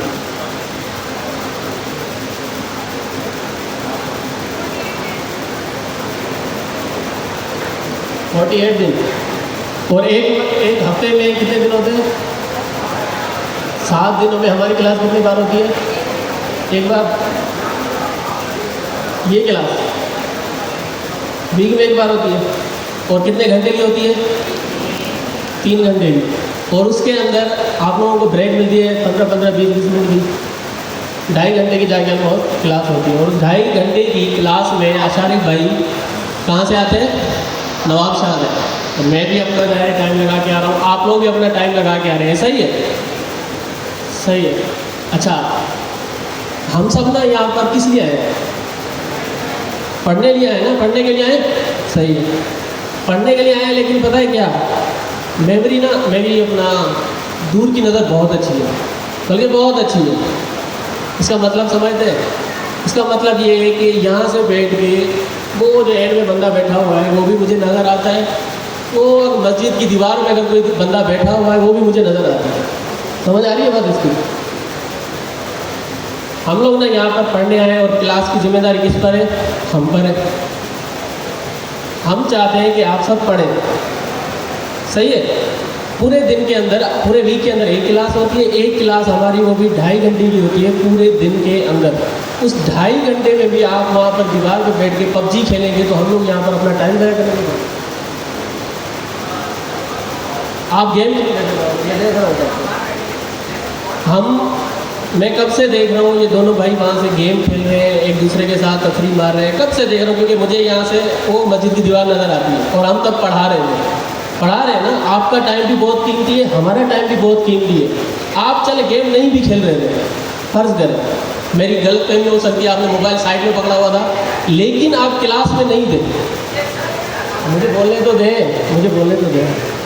मैं नहीं चाहता आपको इन भरी महफिल में खड़ा होकर के आपको कहीं पे शर्मिंदा करूं, और मैं आपसे यही उम्मीद करता हूं कि हमें भी शर्मिंदा ना करें, क्योंकि कल को कोई आकर गवर्नर हाउस से हमसे पूछेगा कि आप क्लास के जिम्मेदार हैं, आप क्लास पढ़ा रहे हैं, आपके बच्चे बाहर गेम खेल रहे हैं, बैठे हुए हैं, उसका जिम्मेदार कौन होगा?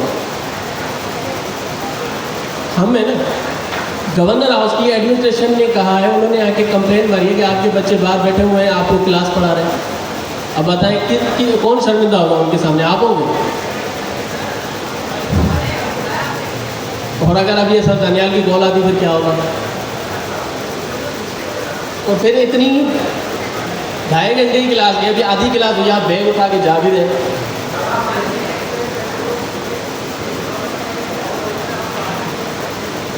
नहीं, आपको मैंने पूरी क्लास नोट किया है, सुने मुझे तो बोलने दो, पहले पूरा बोलने दो। मैं आपको देख रहा हूँ, आप बाहर बैठे हुए हो पूरी टाइम, आके अंदर भी बैठे हैं, दोनों मोबाइल में लगे हुए फिर भी जा रहे हैं। मतलब हम यहाँ पर अपना टाइम ज़ाया करने थोड़ी आए। आप गर्मी में बैठे हो, आप आगे बैठे इससे पंखे के सामने, चलिए फिर आप बैठे तो थे ना 1 घंटा। भाई देखें, एक लास्ट वर्डिंग है पूरी क्लास के लिए, इनका मैटर तो हम यहीं पे ख़त्म करते हैं। हमारे स्टूडेंट से हमारी बच्चे उनको क्या बोलें, हम भी ऐसे ही थे, 100 बहाने थे हमारे पास। लेकिन मेन मसला ये है, हम लोग पढ़ने आ रहे हैं, 2.5 घंटे की क्लास है। इस बुक की ना इम्पोर्टेंट को आप लोग समझें। ये जो बुक सर ज़िया ने बनाई है ना, उन्होंने बहुत मेहनत की इस बुक के ऊपर। मैंने लिटरली इस बुक को पढ़ा, इस बुक का कंटेंट इतना ज़बरदस्त है जो कि आपको फ्यूचर का बताता है कि फ्यूचर में सॉफ्टवेयर हाउसेस कंपनीज कैसे काम करेंगे। आप में से किसी ने पढ़ा है बुक को? पढ़ा है 2, 3, 4, 5 साल आप लोगों ने सिर्फ थीसिस को पढ़े ना, आपको अंदाज़ा हो जाएगा कि किस लेवल की बात कर रही है ये बुक। ये बुक कहती है कि अभी जो सॉफ्टवेयर हाउसेस चल रहे हैं वो सिर्फ सास बनाते हैं, सॉफ्टवेयर एज अ सोल्यूशन, सही है। तब ये सास बेचकर सेल्स करते हैं, वहाँ पर क्या करते हैं, कोई भी प्रोडक्ट बनाया, थोड़ी सी प्रॉब्लम सॉल्व की, वहाँ पर वो सब्सक्रिप्शन लगा देते हैं। लाइक आप लोगों ने रिज्यूम बिल्डर बनाया ही होगा, रिज्यूम बिल्डर बेसिक पर वो फ्री रख देते हैं, उसका एक प्रीमियम जो है ना अपना सब्सक्रिप्शन दे देते हैं, आप उसकी परचेज़ करते हैं और वो जहाँ से अर्निंग करते हैं, जितने भी सास मॉडल्स हैं वो यहाँ से अर्निंग करते हैं। तो जितने भी सॉफ्टवेयर हाउसेज हैं वो इसी प्रैक्टिस को फॉलो कर रहे हैं। लेकिन ये बुक बताती है कि फ्यूचर में ऐसा नहीं होगा, अभी से, बल्कि अभी से ऐसा नहीं होगा। क्या होगा कि जो कंपनीज़ हैं वो AI एम्प्लॉयज़ बनाएंगी, और वो AI एम्प्लॉयज़ जो न बीमार होंगे, न छुट्टी पे जाएंगे, न उनको संडे को वीकेंड चाहिए कोई, न ही वो थकते हैं। ऐसे AI एम्प्लॉयज़ जो ह्यूमन्स को रिप्लेस कर सकते हैं, जो कि आपकी जगह पर बैठकर 24/7 365 डेज पर ईयर काम कर सकते हैं बगैर थके। तो वो सॉफ्टवेयर कंपनीज क्या करेंगी, वो AI एम्प्लॉयज़ बनाएंगी और दुनिया जो है उन AI एम्प्लॉयज़ को हायर करेंगी, समझ रहे। और उसकी हायरिंग कॉस्ट जो है ना, वहाँ से ये सॉफ्टवेयर हाउसेस अर्न करेंगे। ये इतनी इम्पोर्टेंट बातें इस बुक के अंदर लिखी हैं, और हम लोग जो है ना इस बुक को आप पढ़ें तो सही, इंग्लिश में थी, चले आपके लिए रोमन उर्दू में बना दिया, उर्दू में बना दिया, अरबिक में हो रही है, हो गई है, बल्कि सर ज़िया ने लास्ट जो है ना वो पोस्ट डाली थी कि अरबिक में भी ये बुक आ चुकी है। तो इतनी आसान बुक है, आप लोग उसको टाइम देकर पढ़ें तो सही, पढ़ ही नहीं रहे, खोल ही नहीं रहे, खोलें इसको, ये बहुत इंपॉर्टेंट है। इसके अंदर लिखा हुआ है, अब AI एम्प्लॉयज़ आ जाएंगे तो हम डेवलपर्स का क्या काम है। तो हमारे डेवलपर्स का ये काम है कि जो अभी हम लोग रिसेंट कुछ मंथ से कर रहे थे, हैकाथॉन बना रहे थे ना, इन्होंने कहा कि डेवलपर्स के ऊपर एक रूल फॉलो होगा जिसका नाम होगा 10-80-10। समझ रहे हैं? इसका मतलब होगा कि 10% हम लोग एआई को अपना काम और कॉन्टेक्स्ट समझाएंगे और 80% एआई काम करेगा और 10% हम फिर रिजल्ट चेक करेंगे। तो ये कैसे काम करेगा? 10, 80, 10। तो ये बुक में इतनी इंपॉर्टेंट चीज़ें लिखी हुई हैं, इतनी इंपॉर्टेंट क्लास हो रही है और लोगों का ध्यान ही नहीं है। हम खुद इतना आशारिफ को आप देख रहे हैं कितना इंटरेस्ट लेके जो है ना वो पढ़ा रहे हैं। आज तो मैं इनको देख रहा था कि जज्बाती होकर पढ़ा रहे हैं, ए पॉइंट बी पॉइंट, मतलब अपनी वो फॉर्म में आ चुके हैं सर आशारिफ भाई। और मैं खुद चुप करके बैठा हुआ हूँ, मैंने भी पढ़ाना था लेकिन मैं सुन रहा हूँ बैठ के उनको। तो आप लोग भी सुने क्योंकि ये आपके लिए बहुत इंपॉर्टेंट है। माना कि कोडिंग नहीं है, प्रैक्टिकल एक्टिविटी हमारे पास अभी नहीं है, लेकिन ये जो कॉन्सेप्ट दे रहे हैं ये कॉन्सेप्ट बहुत इंपॉर्टेंट है। अब आपको डेवलपर नहीं बनाया जा रहा, आपको एक माइंडसेट दिया जा रहा है जिससे आप एक सीईओ लेवल का माइंडसेट, जिससे आप कंपनीज बना सकते हैं।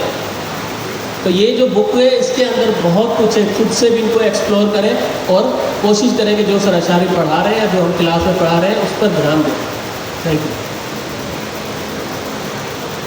अच्छा जी, आई होप सर अमीन ने, सर नईम ने जो भी बातें कही हैं वो आप सबको समझ में आ गई होंगी। और यहाँ पर बड़ी इंपॉर्टेंट बात लिखी हुई है कि मशीन्स जो है ना वो एज ए इंस्ट्रूमेंट वर्क कर रही होंगी जिनके साथ आप खेलेंगे। Literally you are doing the work, your work is to just play with the machines. और मशीन्स जो है ना वो आपके इंटेंट का इंतज़ार कर रही होंगी। आपके किसका इंतज़ार कर रही होंगी? इंटेंट का। हम कुछ देर पहले यूआई की बात कर रहे थे। आपको पता है कि एआई की जो बेसिकली कन्वर्सेशनल लेयर है, बातचीत करने की लेयर है, वो इस टाइम पर क्या है? चैट इंटरफेस है, ठीक है, वॉइस कमांड्स हैं, और क्या है? रोबोट्स हैं, और क्या है? बस यही है ना। तो अब जो है ना वो बेसिकली एक नया इंटेंट मार्केट के अंदर आ रहा है, ठीक है। नया इंटेंट जो है ना वो आपके बिहेवियर को समझेगा और आपके लिए जो है ना वो टास्क परफॉर्म कर रहा होगा। ये कैसे पॉसिबल होगा भाई? बिहेवियर एनालिसिस हो रही होगी। वो कैसे होगी कि एक मशीन है, एक सिस्टम है। हम एग्जांपल लेते हैं हर्म्स की। हम हर्म्स इस टाइम पर फेमस है, इस चीज़ के लिए यूज़ हो रहा है, और ओपन क्लास भी इसी के लिए यूज़ हो रहा होता है कि आपके पैटर्न को जो है वो समझा जाएगा कि आप जो है वो किस तरीके से प्रोग्रामिंग करना चाहते हैं, आप कब क्या कहते हैं, कैसे चीज़ों को जो है वो राइट करते हैं, किन किन लोगों को रिप्लाई करते हैं, किन किन लोगों को रीच आउट करते हैं। तो आपका एक पूरा पर्सोना बनाया जाएगा, आपकी एक पूरी प्रोफाइल बनाई जाएगी जो सिर्फ पर्सनलाइज हो किसके लिए? आप लोगों के लिए। और फिर उस हिसाब से ही जो है वो काम जाम हो रहा होगा। अच्छा जी, थोड़ी देर पहले मैंने ब्राउज़र बेस की बात की। क्यों मिले? $60 मिलियन होते हैं। $1 मिलियन TKR में, सॉरी 1 मिलियन TKR कितने होते हैं? 10 लाख रुपए। 10 लाख रुपए होते हैं ना। और $1 मिलियन कितने होते हैं? अगर 280 रुपये का रेट है ना तो 28 करोड़ रुपए होते हैं। कितने होते हैं? 28 करोड़। ये होता है $1 मिलियन। एक बंदे को $60 मिलियन की फंडिंग मिल रही है सिर्फ ब्राउज़र्स को ऑटोमेट करने के लिए। अभी हम लोअर लेवल सिस्टम्स की बात नहीं कर रहे हैं, सिर्फ ब्राउज़र की बात कर रहे हैं। तो कितनी बड़ी टेक अपॉर्चुनिटी होगी ना। Billions of trillions of dollar की टेक मार्केट है जो रिक्रिएट होने जा रही है। यानी उसका जो इंटेंट है, what is the meaning of intent? जी आप बताएं। इंटेंट का क्या मतलब है? किसी ने कहा इरादा, किसी ने कहा इरादा। इरादे सबके नेक हैं, शादी सबको करनी है, ऐसी है ना। किस किस की हुई भी है वो ज़रा हैंड रेज़ करें। इन सबके इरादे बदल चुके हैं। अच्छा जी, जिसकी नहीं हुई वो ज़रा हैंड रेज़ करें। वाह, दैट्स अमेजिंग।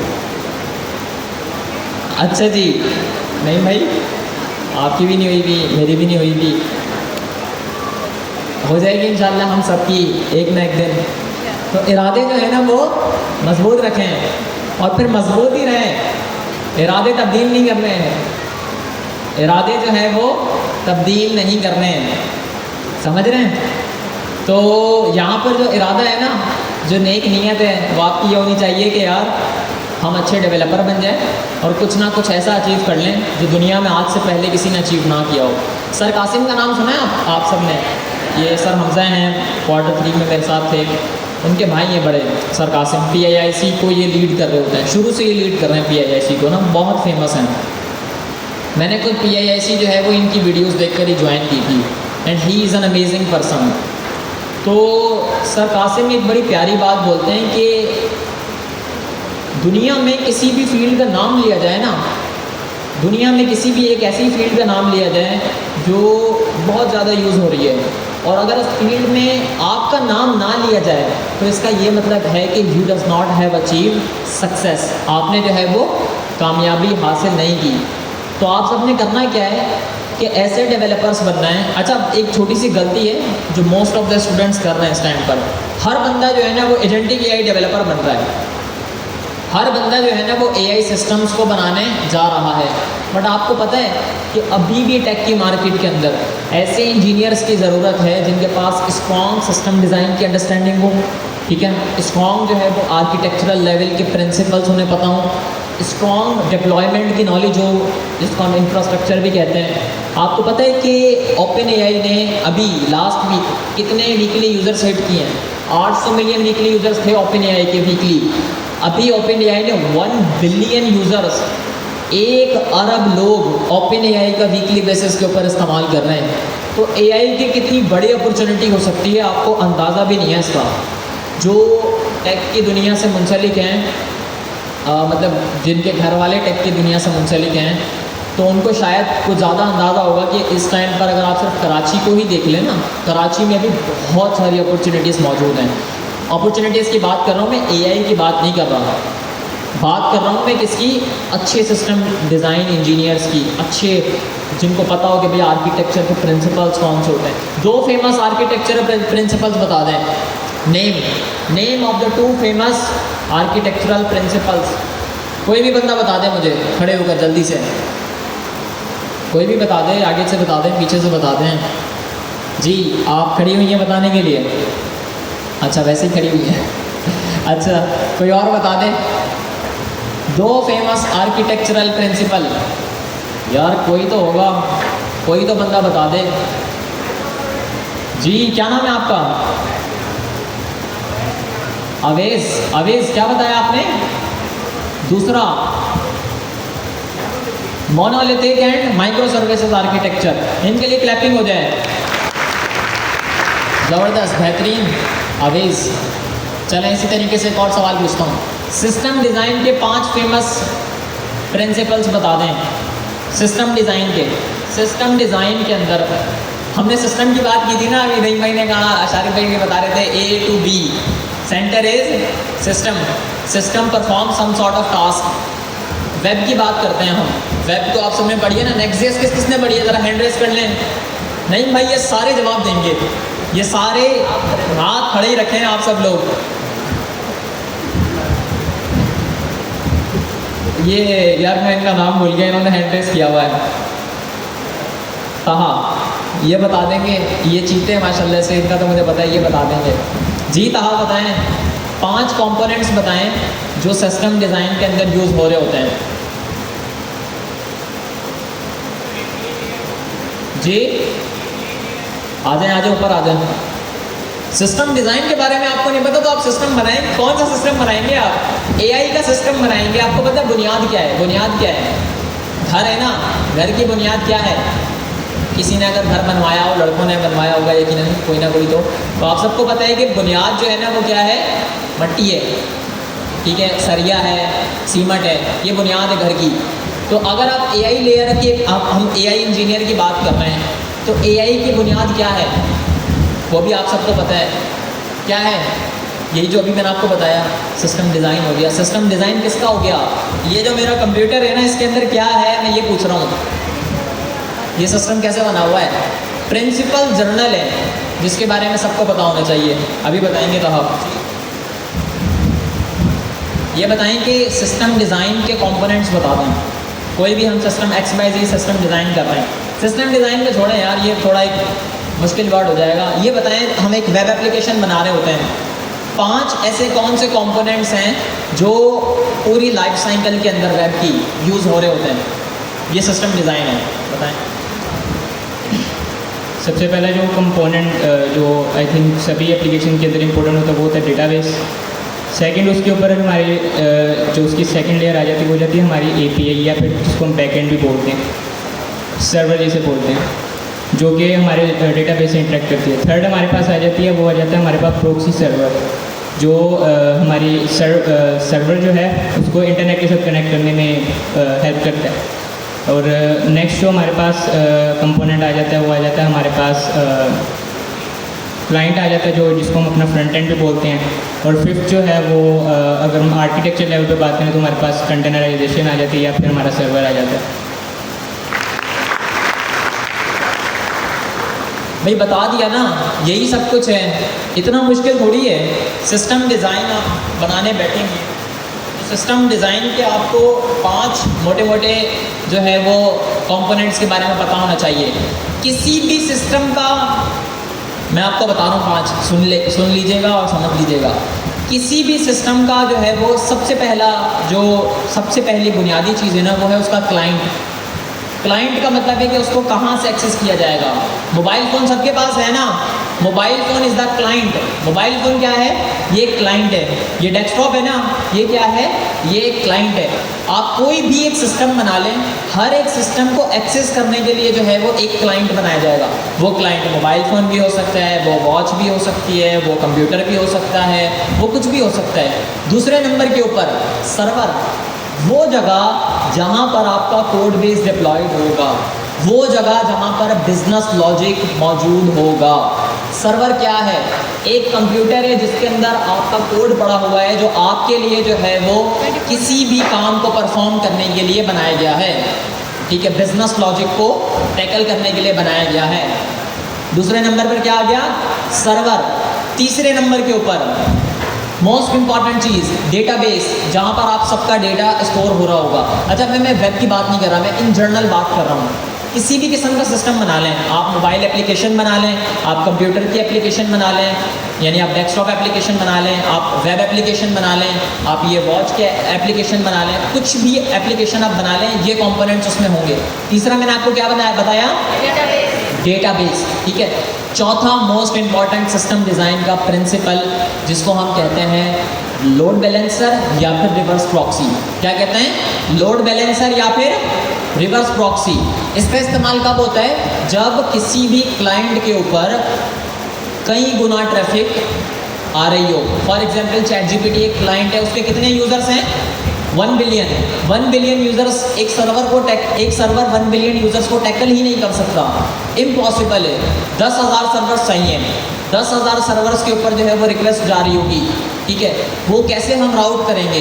भाई मैंने एक रिक्वेस्ट भेजी, नहीं भाई ने अपना कंप्यूटर खोला, अब एक सर्वर है, ठीक है, ये सर्वर है, आपकी सर्वर ऐसी एक सर्वर है, ठीक है, एक कंप्यूटर है, यहाँ पर रिक्वेस्ट गई, इसने कहा कि भाई मेरे में इतनी कैपेसिटी नहीं है, मैं ये काम नहीं कर सकता। इसने बोला कि कोई बात नहीं, मैं इसको जो है वो अगले सर्वर के ऊपर, अगले नेक्स्ट सर्वर के ऊपर जो है वो भेज देता हूँ। दूसरे सर्वर के ऊपर रिक्वेस्ट चली गई, उसने बोला कि भाई मेरी भी कैपेसिटी फुल है। तीसरे के ऊपर चले गए, उसने कहा मेरी भी फुल है। चौथे कंप्यूटर के ऊपर चले गई, उसने कहा भाई मेरी भी लिमिट रेज हो चुकी हैं। लिमिट्स क्या हैं? CPU, GPU, CPUs हैं, GPUs हैं, रैम है, रोम है, स्टोरेज है। ठीक है, जो एक सर्वर के अंदर मौजूद होती है। सर्वर के अंदर 3 चीज़ें मौजूद होती हैं, रैम, रोम और रोम। अब रैम भी हो सकती है, रोम भी हो सकती है, CPUs एंड GPUs भी हो सकते हैं। ठीक है, इसने कहा कि भाई मेरे पास भी लिमिट्स रीच हो गई हैं, वहाँ पर चले गए, उसने कहा मेरी लिमिट्स भी रीच हो गई हैं, यहाँ पहुँचे, इसकी लिमिट्स भी रीच हो चुकी हैं। ये सारी लिमिट्स रीच होते जा रही हैं। एक सर्वर दूसरे से बात कर रहा है, दूसरा तीसरे से कर रहा है, तीसरा चौथे से कर रहा है, चौथा पाँचवें से कर रहा है। ऐसे 10,000 सर्वर्स हैं जो एक दूसरे से बात कर रहे हैं with the help of a load balancer. With the help of a load balancer का दूसरा नाम क्या है? Reverse proxy. लोड बैलेंसर का दूसरा नाम क्या है? Reverse proxy. ठीक है, अच्छा जी, तो reverse proxy, what is the most famous reverse proxy या फिर लोड बैलेंसर? नाम बताएं जी। एंजिन क्लैपिंग हो जाए इनके लिए। जी तो पाकिस्तान चल रहा है, इनको नहीं नहीं भाई कुछ। अच्छा जी, तो जबरदस्त। दूसरी मोस्ट फेमस प्रॉक्सी जी, जल्दी बताएं। दूसरी मोस्ट फेमस प्रॉक्सी। नहीं भाई अपना लैपटॉप देंगे जल्दी।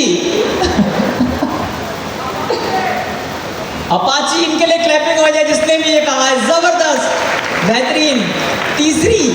तीसरी जल्दी बताएं, जल्दी बताएं। अब्दुल्ला भाई जो है वो 1000 रुपए का इनाम देंगे। जल्दी बताएं, तीसरी मोस्ट फेमस रिजर्व प्रॉक्सी या लोड बैलेंसर जी, बताएं। इनवॉय, क्या नाम है? इनवॉय। अब्दुल्ला भाई 1000 रुपए इधर। अच्छा जी, तो इनवॉय बहुत फेमस रिजर्व प्रॉक्सी है और लोड बैलेंसर है। ये जो एंजिनिक्स है ना और अपाची है, ये छोटे मोटे लोड को बेयर कर सकते हैं। 10, 12, 20,000, 50,000 लोगों को बेयर कर सकते हैं। बट जहाँ हम बात कर रहे हो 500 मिलियन की, 1 बिलियन की, तो वहाँ पर पता है क्या यूज़ हो रहा होता है as a load balancer? Envoy. क्या यूज़ हो रहा होता है? Envoy gateway.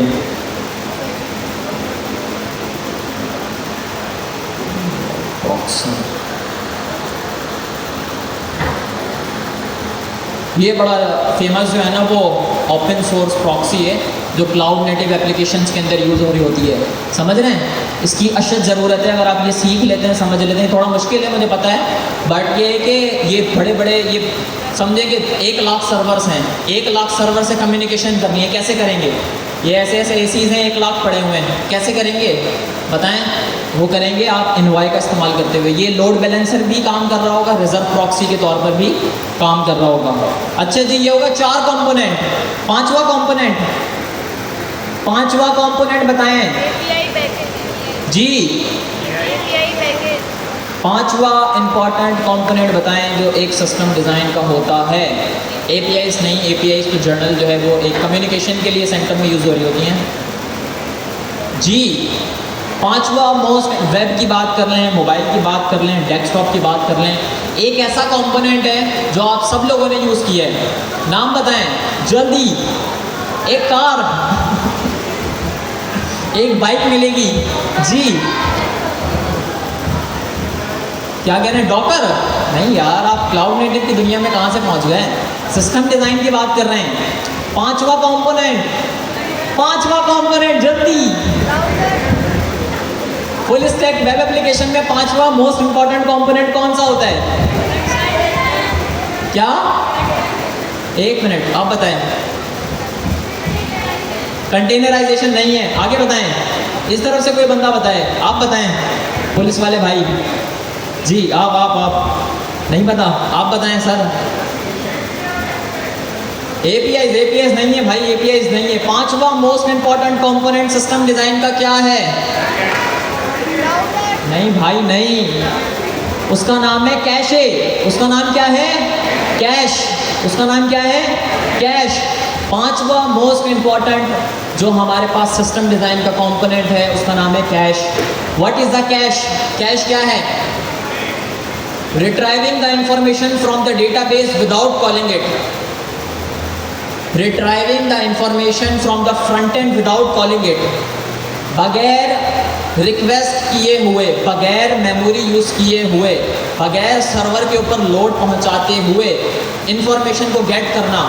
एक ऐसी इंफॉर्मेशन जो फॉर एग्जांपल यहाँ पे 1000 बंदे बैठे होंगे, 1000 बंदों ने यूज़ की है। एक ऐसी इंफॉर्मेशन जो 1000 बंदों ने यूज़ की है। एक वेबसाइट है जो 1000 बंदों ने विजिट की है।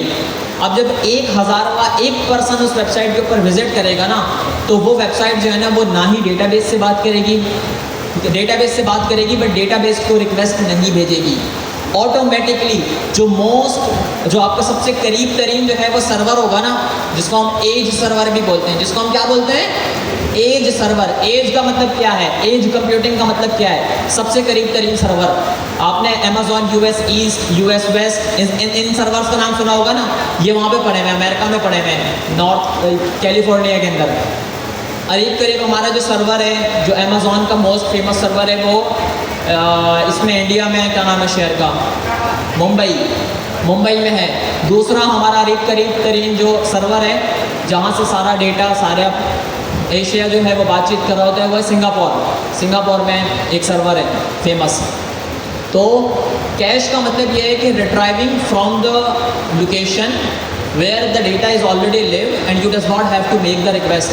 ठीक है, आप अपनी एप्लीकेशंस के अंदर भी जो है वो कैश को इम्प्लीमेंट करते होंगे यकीनन। कैश के बारे में किस किस को पता है, ज़रा हैंड रेज कर लें। डर गया तो हाथ भी नहीं हिला रहे सर बुला ही ना लें कहीं ऊपर। नहीं बुला रहा, मैं किसी को भी नहीं बुला रहा। तो ये सिस्टम डिज़ाइन के 5 इंपॉर्टेंट प्रिंसिपल हैं, सब मेरे साथ दोहराएंगे। एक मिनट रुकें, ये वीडियो जो है वो हम ऊपर तक भेजेंगे। किस तक भेजेंगे? ये PM तक इंशाल्लाह भेजेंगे। हमारे बच्चों को सिस्टम डिज़ाइन के 5 मोस्ट इंपॉर्टेंट प्रिंसिपल्स और कंपोनेंट्स के बारे में पता है। सिस्टम डिज़ाइन का पहला कंपोनेंट कौन सा है, क्या नाम है उसका? दूसरा कंपोनेंट कौन सा है? तीसरा कंपोनेंट कौन सा है? चौथा इंपॉर्टेंट हमारे पास कंपोनेंट कौन सा है? पांचवा मोस्ट इंपॉर्टेंट हमारे पास कंपोनेंट सिस्टम डिजाइन का कौन सा है? जबरदस्त, बेहतरीन। अब हो जाए क्लैपिंग। ये सारी उम्र नहीं भूलेंगे आप लोग, चाहे वो ये कंप्यूटर हो, ये मोबाइल हो, ये स्क्रीन हो, हर जगह पर ये 5 कंपोनेंट्स यूज़ होते हैं। इसके बारे में आप सबको पता होना चाहिए। अभी दूसरी इंपॉर्टेंट चीज़, architecture principles. 2 famous architecture principles का नाम क्या है? पहले का नाम है मोनोलिथिक आर्किटेक्चर। पहले का नाम क्या है? Monolithic architecture. ठीक है, दूसरे का नाम क्या है?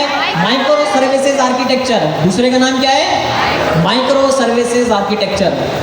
मैं कह रहा हूँ अगर आप सिर्फ किसी के साथ बैठे हुए हो ना और इन चीज़ों के नाम लेने शुरू कर दें, मैं कह रहा हूँ बंदा डर जाएगा, आपसे बोलेगा भाई ये कहाँ से आ गया उठ के।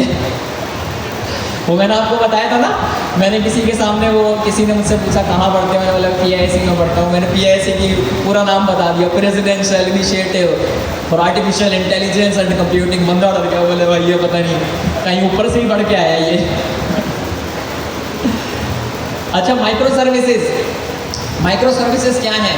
वेब है, एक ई-कॉमर्स स्टोर है, उसमें 50 कंपोनेंट्स हैं। ठीक है, हर एक कंपोनेंट को सेपरेटली डिज़ाइन करना और सेपरेटली मैनेज करना।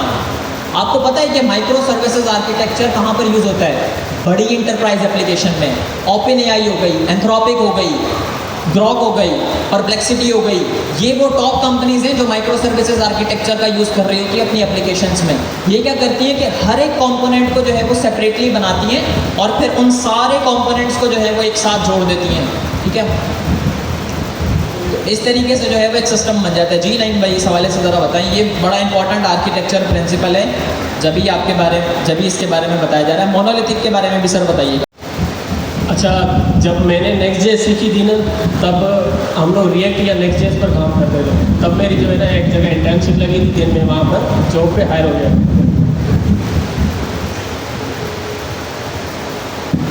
तो वो जो कंपनी थी, वो कंपनी एक प्रोडक्ट पे काम कर रही थी। कब से? 8 सालों से एक ही प्रोडक्ट पे काम करी जा रही थी और प्रोडक्ट किस पर था? रिएक्ट पे। समझ रहे हैं? उन लोगों ने उसके अंदर इतनी कोई फंक्शनैलिटीज़ ऐड की, इतनी कोई कि जब मैं उसको अपना सिर्फ रन करता था ना कोड, VS कोड में, तो कोई 3000 के करीब तो मुझे वार्निंग्स देता था। जैसे सिंपल कोई हमने कंसोल कहीं पे छोड़ दिया हो, कहीं पे हमने कोई चीज़ इम्प्लीमेंट की थी लेकिन उसको कॉल नहीं किया था, तो वो क्या करता है, उस पर वार्निंग देता है रिएक्ट हमेशा। तो 3000 के करीब तो वहाँ पर वो हमें वार्निंग्स आती थी, मतलब इतनी बड़ी एप्लीकेशन थी।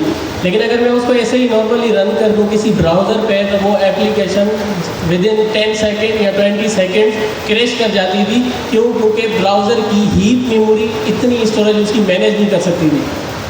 समझ रहे? ब्राउज़र की एक मेमोरी होती है कि मैं इसके अपना कंपोनेंट्स को अपने पास रखूँ, उनको मैं रेंडर कर रहा हूँ, APIs कॉल हो रही है, एक साथ बहुत ज़्यादा काम हो रहा है। तो एक ब्राउज़र की हीप मेमोरी है जो कि वहाँ पर चीज़ें स्टोर होती हैं, तो वो भी फुल हो जाती थी। इट मीन कि वो कितनी बड़ी एप्लीकेशन होगी। तो जब मैं यहाँ से गया तो उन लोगों ने वो एप्लीकेशन बनाई हुई थी। करंट सिचुएशन ये थी कि 3000 प्लस वार्निंग्स आ रही थी उस पर, और उसके साथ जो है ना वो ब्राउज़र की हीप मेमोरी फुल हो रही थी, जिसके लिए हमें क्या करना पड़ रहा था, npm run dev के साथ एक और स्पेशल कमांड डालनी पड़ रही थी जो कि हीप मेमोरी की साइज़ इंक्रीज कर रही थी विद 10 GB तक, समझ रहे हैं, तब जाकर वो एप्लीकेशन रन होती थी। तो उन्होंने कहा कि ये एप्लीकेशन हमने बनाई है, इसके अंदर 50 प्लस बड़े मॉड्यूल्स हैं। 50 प्लस बड़े मॉड्यूल्स का मतलब है कि 50 बड़ी एप्लीकेशन हैं उसके अंदर। किसके अंदर? एक एप्लीकेशन के अंदर। और वो किस पे बनी है?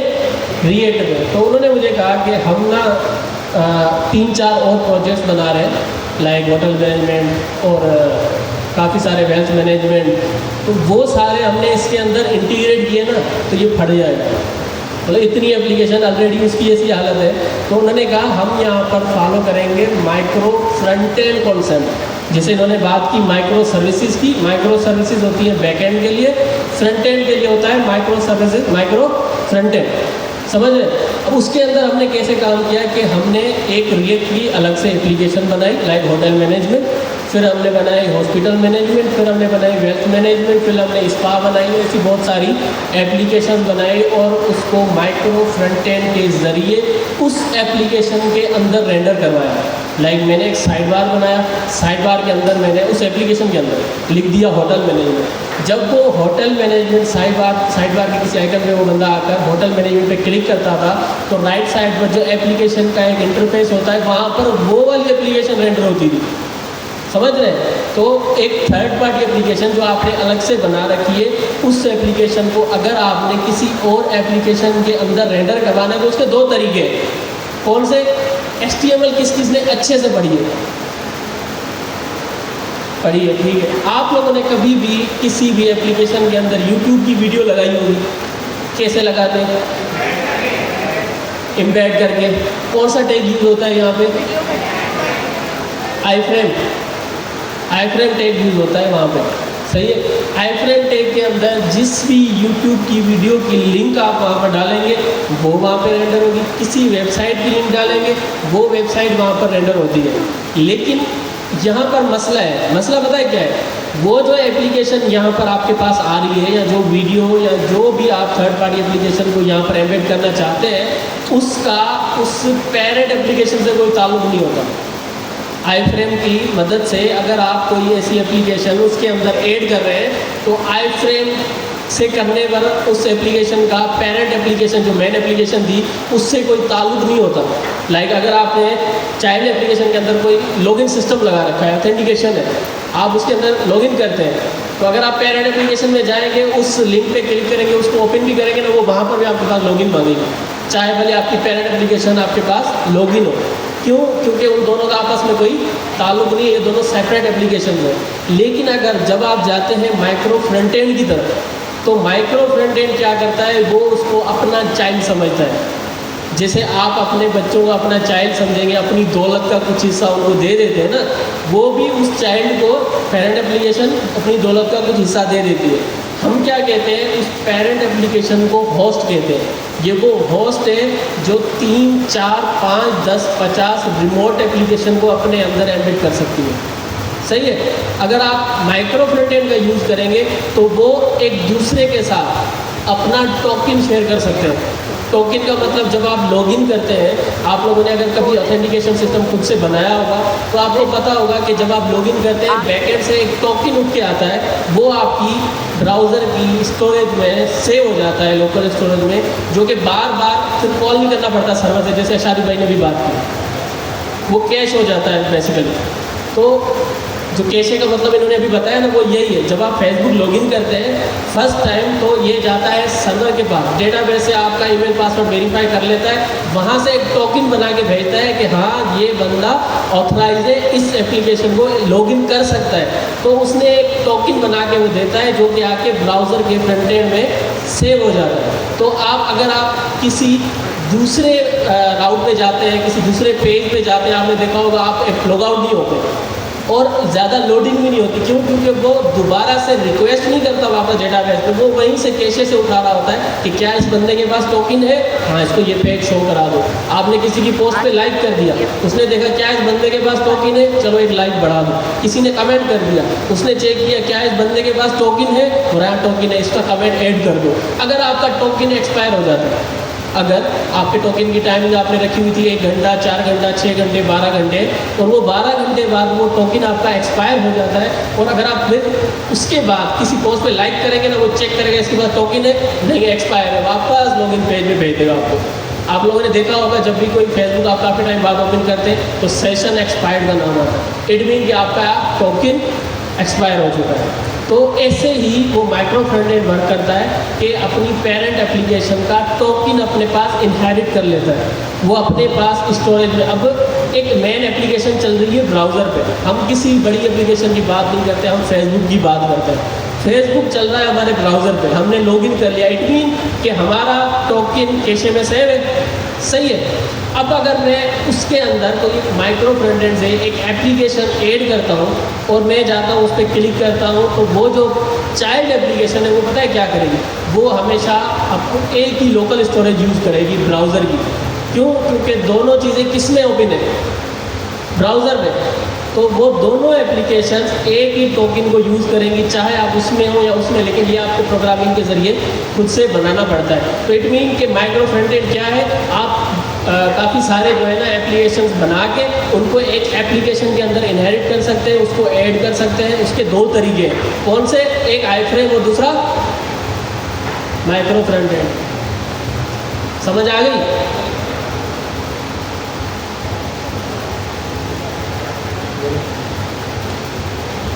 माइक्रो सर्विसेज का मतलब ये है कि छोटी छोटी सर्विसेज जो एक साथ बनाई जाए। जैसे नईम भाई ने बताया कि भाई 50 एप्लीकेशंस एक एप्लीकेशन के अंदर एम्बेड थी, 50 अलग अलग एप्लीकेशंस बनाई और उन्हें एक जगह कनेक्ट कर दिया।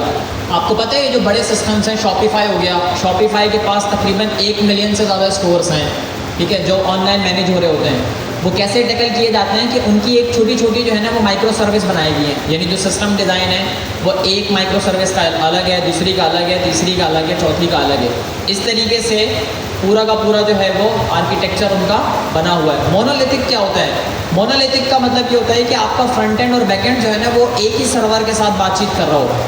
मोनोलिथिक के अंदर क्या होता है, आपका फ्रंट एंड और आपका बैक एंड एक ही सर्विस के साथ बातचीत कर रहा होता है, ठीक है।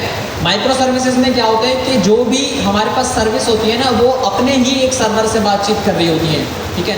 जैसे जो बड़ी कंपनीज़ हैं वो माइक्रो सर्विस आर्किटेक्चर को प्रिंसिपल को फॉलो अप करती हैं। जो छोटी कंपनीज़ हैं, जैसे आप सब लोग जब प्रोडक्ट बनाएंगे ना तो आप लोगों को माइक्रो सर्विसेज पर जाने की ज़रूरत है ही नहीं। अगर आप मोनोलिथिक आर्किटेक्चर को भी फॉलो अप करते हैं ना तो आप 1 लाख यूज़र्स तक आराम तक टैकल कर सकते हैं। मतलब मैंने ऐसी एप्लीकेशंस बनाई हैं, ऐसी मोनोलिथिक एप्लीकेशंस बनाई हैं जिनके ऊपर तकरीबन कोई 1 लाख, 1.5 लाख, 2 लाख लोगों का लोड था और वो आराम से काम कर रही थी। तो आपको पता है कि आर्किटेक्चर भी आप तब चूज़ करते हो जब आप देखते हो कि आपके यूज़र्स कौन है, उन लोगों ने किस चीज़ को यूज़ करना है, बिजनेस लॉजिक क्या है, फंक्शनल रिक्वायरमेंट क्या है, नॉन फंक्शनल रिक्वायरमेंट्स क्या है, प्रोजेक्ट का स्कोप क्या है। ये वो सारी चीज़ें हैं जब हम सिस्टम डिज़ाइन बना रहे होते हैं ना तब हम फाइनलाइज करते हैं, ठीक है। स्कोपिंग जिसको हम कहते हैं, ठीक है। फिर डेटाबेस का हमने स्ट्रक्चर बनाना है, तो डेटाबेस का स्ट्रक्चर ऐसे थोड़ी बन जाता है। आपसे कोई बंदा मैं आपको आकर बोलूँ कि यार मुझे ये जो है ना वो एक एप्लीकेशन बनानी है, फेसबुक जैसी मुझे एक एप्लीकेशन बनाकर बोलो, आप लोग कौन सा डेटाबेस यूज़ करेंगे? चले सवाल है आप लोगों से ये, types of database, how many types of database are in? जी, एसक्यूएल, नॉन एसक्यूएल। एसक्यूएल के अंदर कोई भी फेमस प्लेटफॉर्म बता दें। पोस्टग्रेस एसक्यूएल है ना, आप वो तो आगे ये बताएं कि प्लेटफॉर्म, कोई फेमस प्लेटफॉर्म, नियॉन है, सुपरबेस है, प्लैनेट स्केल है, और बताएं और कौन सा है? और भी बहुत सारे हमारे पास डीबीज हैं। Non SQL MongoDB, one of the famous. दूसरा बताएं जी, रेडिस नॉन एसक्यूएल है? नहीं यार, रेडिस तो एक कैशे सर्वर बनाने के लिए जो है वो इस्तेमाल किया जाता है जी। पायोनियर क्या कह रहे हैं? फायर बेस, हाँ fire base, good well good, पता है लड़कों को, पता है, क्लैपिंग हो जाए, बेहतरीन यार, ज़बरदस्त ज़बरदस्त। जब प्रेशर क्रिएट किया जाता है ना क्लास में, तब बंदों के जहन खुद ही काम करना शुरू हो जाते हैं। Fire base, good example.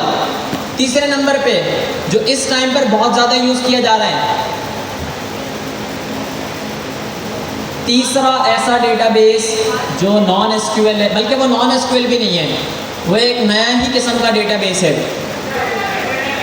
Vector database. ज़बरदस्त, क्लैपिंग हो जाए। एक और डेटाबेस, एक नई किस्म का डेटाबेस आया। अच्छा, वेक्टर डेटाबेस एआई की जो एप्लीकेशंस होती हैं वो वेक्टर डीबीज यूज़ करती हैं, जो जर्नल एप्लीकेशंस होती हैं वो पोस्टग्रेस एसक्यूएल का या मोंगोडीबी का या फायरबेस का इस्तेमाल कर रही होती हैं, ठीक है, यानी एसक्यूएल और non SQL. SQL stand for, what is SQL stand for, बताएं ना, सीक्वेंस क्वेरी लैंग्वेज, सही है। नॉन एसक्यूएल, सिर्फ नॉन वाला पार्ट जो है वो अलग है, एसक्यूएल एक ही है। अच्छा, एक फेमस हमारे पास डेटाबेस है, एक फेमस जर्नल डेटाबेस है जो आजकल बहुत ज़्यादा फेमस हो रहा है।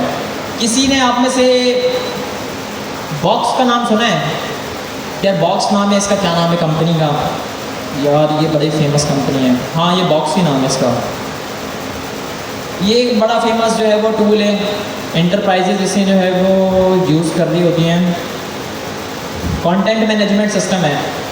इसका एक जो है ना वो कोर आर्किटेक्चर, ये कंपनी जो है ना, ये वाईसी की one of the few companies है ऐसी हैं जिन्होंने टेक की दुनिया में बहुत काम किया है। खैर अभी इसकी हिस्ट्री के बारे में मैं बात नहीं करता, इसकी हिस्ट्री बहुत ज़बरदस्त इसकी हिस्ट्री है, ठीक है। खैर मैं आपको बता क्या रहा हूँ कि इसका एक जो है ना वो डेवलपर था, ठीक है, 2007 में, ठीक है, जिसका नाम मैं भूल गया, अंग्रेज़ है कोई, बट उसने जो है ना वो अभी एक नया डेटाबेस इंट्रोड्यूस करवाया है जो जिसकी मार्केट में इतनी हाइप है कि हर बंदा बोल रहा है कि मैं उस पर शिफ्ट हो जाऊं, पर आपको पता है कि शिफ्टिंग आसान नहीं है, it takes a lot of resources and hard work, ठीक है। उसका नाम है कन्वेक्स। उसका क्या नाम है? कन्वेक्स। ये पूरा जो है ना वो आपको बैकएंड का प्लेटफॉर्म प्रोवाइड करता है, convex.dev। LLMs love convex because convex के अंदर, कन्वेक्स एक ऐसा डेटाबेस है जिसमें आपको एसक्यूएल लिखने की ज़रूरत ही नहीं पड़ती, ना इसमें आपको ORMs की ज़रूरत पड़ती है। ORM क्या है? Object relationship mapper. ORM का कब इस्तेमाल किया जाता है? जब आप SQL का इस्तेमाल कर रहे होते हैं। क्यों? क्योंकि SQL जो है वो फ्रंट एंड से डायरेक्टली बातचीत नहीं कर सकता। SQL को एक ऐसी लाइब्रेरी की ज़रूरत है जो फ्रंट एंड कंपोनेंट्स के साथ यूज़ हो, तो इसीलिए ORM का इस्तेमाल किया जाता है। दो फेमस ORMs के नाम बता दें। ड्रिजल, दूसरा ना, आवाज़ नहीं आ रही। फिग्मा, प्रिज्मा, प्रिज्मा, ज़बरदस्त, बिल्कुल ज़बरदस्त यार, क्लैपिंग हो जाए अवेज़ के लिए, क्लैपिंग हो जाए। अवेज़ माशाल्लाह से सारी चीज़ें बता रहा है, तो मतलब बंदे ने पढ़ा हुआ है कुछ ना कुछ तो, अच्छा है, सही है। दो फेमस ORMs पता चल गए। अब जब कॉन्वेक्स है ना, कन्वेक्स डायरेक्टली आपके फ्रंट एंड के साथ, जो ये पूरा एक बैकएंड प्लेटफॉर्म है जो आपके फ्रंट एंड के साथ कम्युनिकेशन के लिए इस्तेमाल किया जाता है। ना इसमें आपको पोस्टग्रेस की ज़रूरत है, ना इसमें आपको ORMs की ज़रूरत है। ये एक ऐसा ज़बरदस्त प्लेटफॉर्म है जो पूरा बैकएंड सिस्टम जो है ना वो बनाने के लिए यूज़ होता है। और इसको बनाया था एक सॉफ्टवेयर इंजीनियर ने जो बॉक्स में काम करता था, क्योंकि बॉक्स में भी जो है वो कंटेंट के हिसाब से जो है वो चीज़ें बनाई गई थी बॉक्स प्लेटफॉर्म के अंदर। तो कंटेंट के ऊपर जो है वो उस सिस्टम डिज़ाइन इंजीनियर ने बहुत काम किया हुआ था, and then he have finally created this database जो आजकल बड़ा फेमस हो रहा है, ठीक है। ये एक रियल टाइम डेटाबेस है जो मतलब चुटकियों के अंदर जो है ना वो ये चीज़ें अपडेट कर रहा होता है। चुटकी भी बल्कि मैंने ज़्यादा देर लगाती है, मिली सेकेंड्स के अंदर जो है वो डेटा अपडेट हो रहा होता है। तो खैर ये चीज़ें आपको इस क्लास के ज़रिए ही पता चल रही है ना। अगर आप छुट्टियों पर अपने घर पर बैठे हुए हैं, सुकून से चिल कर रहे हैं, हाथ में चाय, दूसरे में नेटफ्लिक्स चल रहा है तो भाई फिर काम नहीं चलेगा यार। क्लास में आएंगे, इन प्लेटफॉर्म्स का पता चलेगा, मज़ा आएगा, इंटरेक्टिव क्लास रहेगी, चीज़ें आप सबको समझ में आना शुरू हो जाएंगी। अच्छा जी, चलें आगे पूछूं आप लोगों से सवाल जवाब पूछूं। ये बताएं कि वेब के ऊपर कम्युनिकेशन कैसे होती है यार, ये वैसे आज का जो है हमारा टॉपिक नहीं था, बट ये वो चीज़ें हैं नहीं भाई जो हर एक बच्चे को पता होनी चाहिए, तभी मैं इन तमाम तर चीज़ों को दोहरा रहा हूँ, नहीं तो अभी हम इस स्लाइड को ही लेकर चल रहे होते आगे, ठीक है। वेब के ऊपर कम्युनिकेशन कैसे होती है?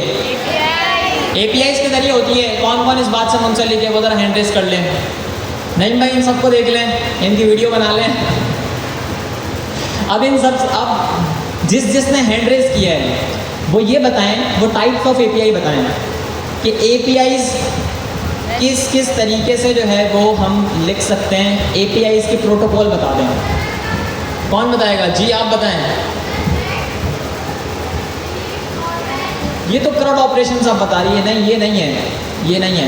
मैं पूछ रहा हूँ टाइप्स, यानी APIs जो है वो कम्युनिकेशन करती हैं, कम्युनिकेशन के लिए इस्तेमाल होती है ना, क्लाइंट सर्वर और डेटाबेस से बातचीत करने के लिए जो है वो यूज़ हो रही होती हैं। प्रोटोकॉल के नाम बताएं। जी लास्ट में हैंड रेज हुआ है चश्मे वाले भाई, जी रेस्ट इनके लिए क्लैपिंग हो जाए, ज़बरदस्त, बेहतरीन। रेस्ट स्टैंड फॉर बता दें। रेस्ट जो है वो एक प्रोटोकॉल है जिसका इस्तेमाल होता है वेब के ऊपर कम्युनिकेशन के लिए। Most of the web applications, mobile applications and desktop applications are written in the restful format. Rest stand for कोई बंदा बताएगा? Representational state transfer. रेस्ट इनके लिए क्लैपिंग हो जाए, ज़बरदस्त, बेहतरीन। दूसरी टाइप बताएं। Fast API। जी आप बताएं, वो जिन्होंने एड्रेस किया आप बताएं। GraphQL इनके लिए ज़बरदस्त, क्लैपिंग हो जाए, बिल्कुल लास्ट से आखिर से आते हुए।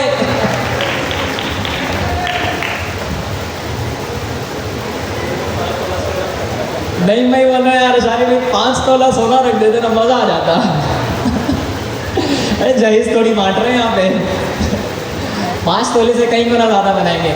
चलें भाई, दूसरा हमारे पास पता चल गया, GraphQL। GraphQL किसने बनाया था? अरे वो बैठ गए। GraphQL किसने बनाया था? फेसबुक ने। क्लैपिंग हो जाए यार, ज़बरदस्त, बेहतरीन। GraphQL ने, फेसबुक ने GraphQL को क्यों बनाया था बताएं? बताएं ना। फेसबुक ने GraphQL को इसलिए बनाया था कि एक ऐसा डेटा, सुन लें GraphQL का इस्तेमाल कहाँ पर होता है, एक ऐसा डेटा जो हमारे पास जो है ना वो एक साथ आ रहा हो, यानी ऐसा डेटा, फॉर एग्जांपल फेसबुक की पोस्ट है, जब आप फर्स्ट टाइम फेसबुक के ऊपर आते हैं तो होता क्या है कि एक साथ जो है ना वो 100 पोस्ट फैच कर ली जाती हैं आपकी फीड के अंदर, ठीक है। तो एक साथ जो है ना वो सेम टाइप ऑफ पोस्ट को फैच करने के लिए जो है ना वो GraphQL को बनाया गया था। यानी कि बहुत सारे डेटा को अगर आपने एक ही बारी के अंदर मंगवाना है, ऐसा डेटा, अभी भाई रेस्ट है, रेस्ट का इस्तेमाल करते हुए आप ऐसा नहीं कर सकते हैं, आप कचूमर बना देंगे बट आप बहुत सारे डेटा को जो है वो एक साथ फैच नहीं कर पाएंगे। GraphQL एक ऐसा हमारे पास API इसका प्रोटोकॉल है जिसका इस्तेमाल करते हुए आप बहुत सारा डेटा जो है ना वो मंगवा सकते हैं। GraphQL थोड़ा मुश्किल है इम्प्लीमेंट करना, बट यह है कि फेसबुक पूरा इसी के ऊपर बना हुआ है। फेसबुक के 4-5 बिलियन यूज़र्स हैं और वो ईजीली वर्क कर रहे होते हैं सिर्फ इसे एक लाइब्रेरी का इस्तेमाल करते हुए। अच्छा जी, दूसरा सवाल, रेस्ट के जो है ना वो ये बता दें ऑपरेशंस। रेस्ट है ना, रेस्ट रिप्रेजेंटेशनल स्टेट ट्रांसफर, मेरी वेबसाइट रेस्ट में लिखी हुई है। नहीं भाई का वो जो सिस्टम था, नहीं में वो रेस्ट में लिखा गया था ना, रेस्टफुल फॉर्म में लिखा हुआ था। 4 ऑपरेशंस बता दें। CRUD ऑपरेशंस बता दें। जी आप बताएं। गेट, पुट, अपडेट और डिलीट, जबरदस्त, इनके लिए क्लैपिंग हो जाए। फास्ट API में भी हमने पढ़ा है, हर जगह हमने पढ़ा है शुरू से।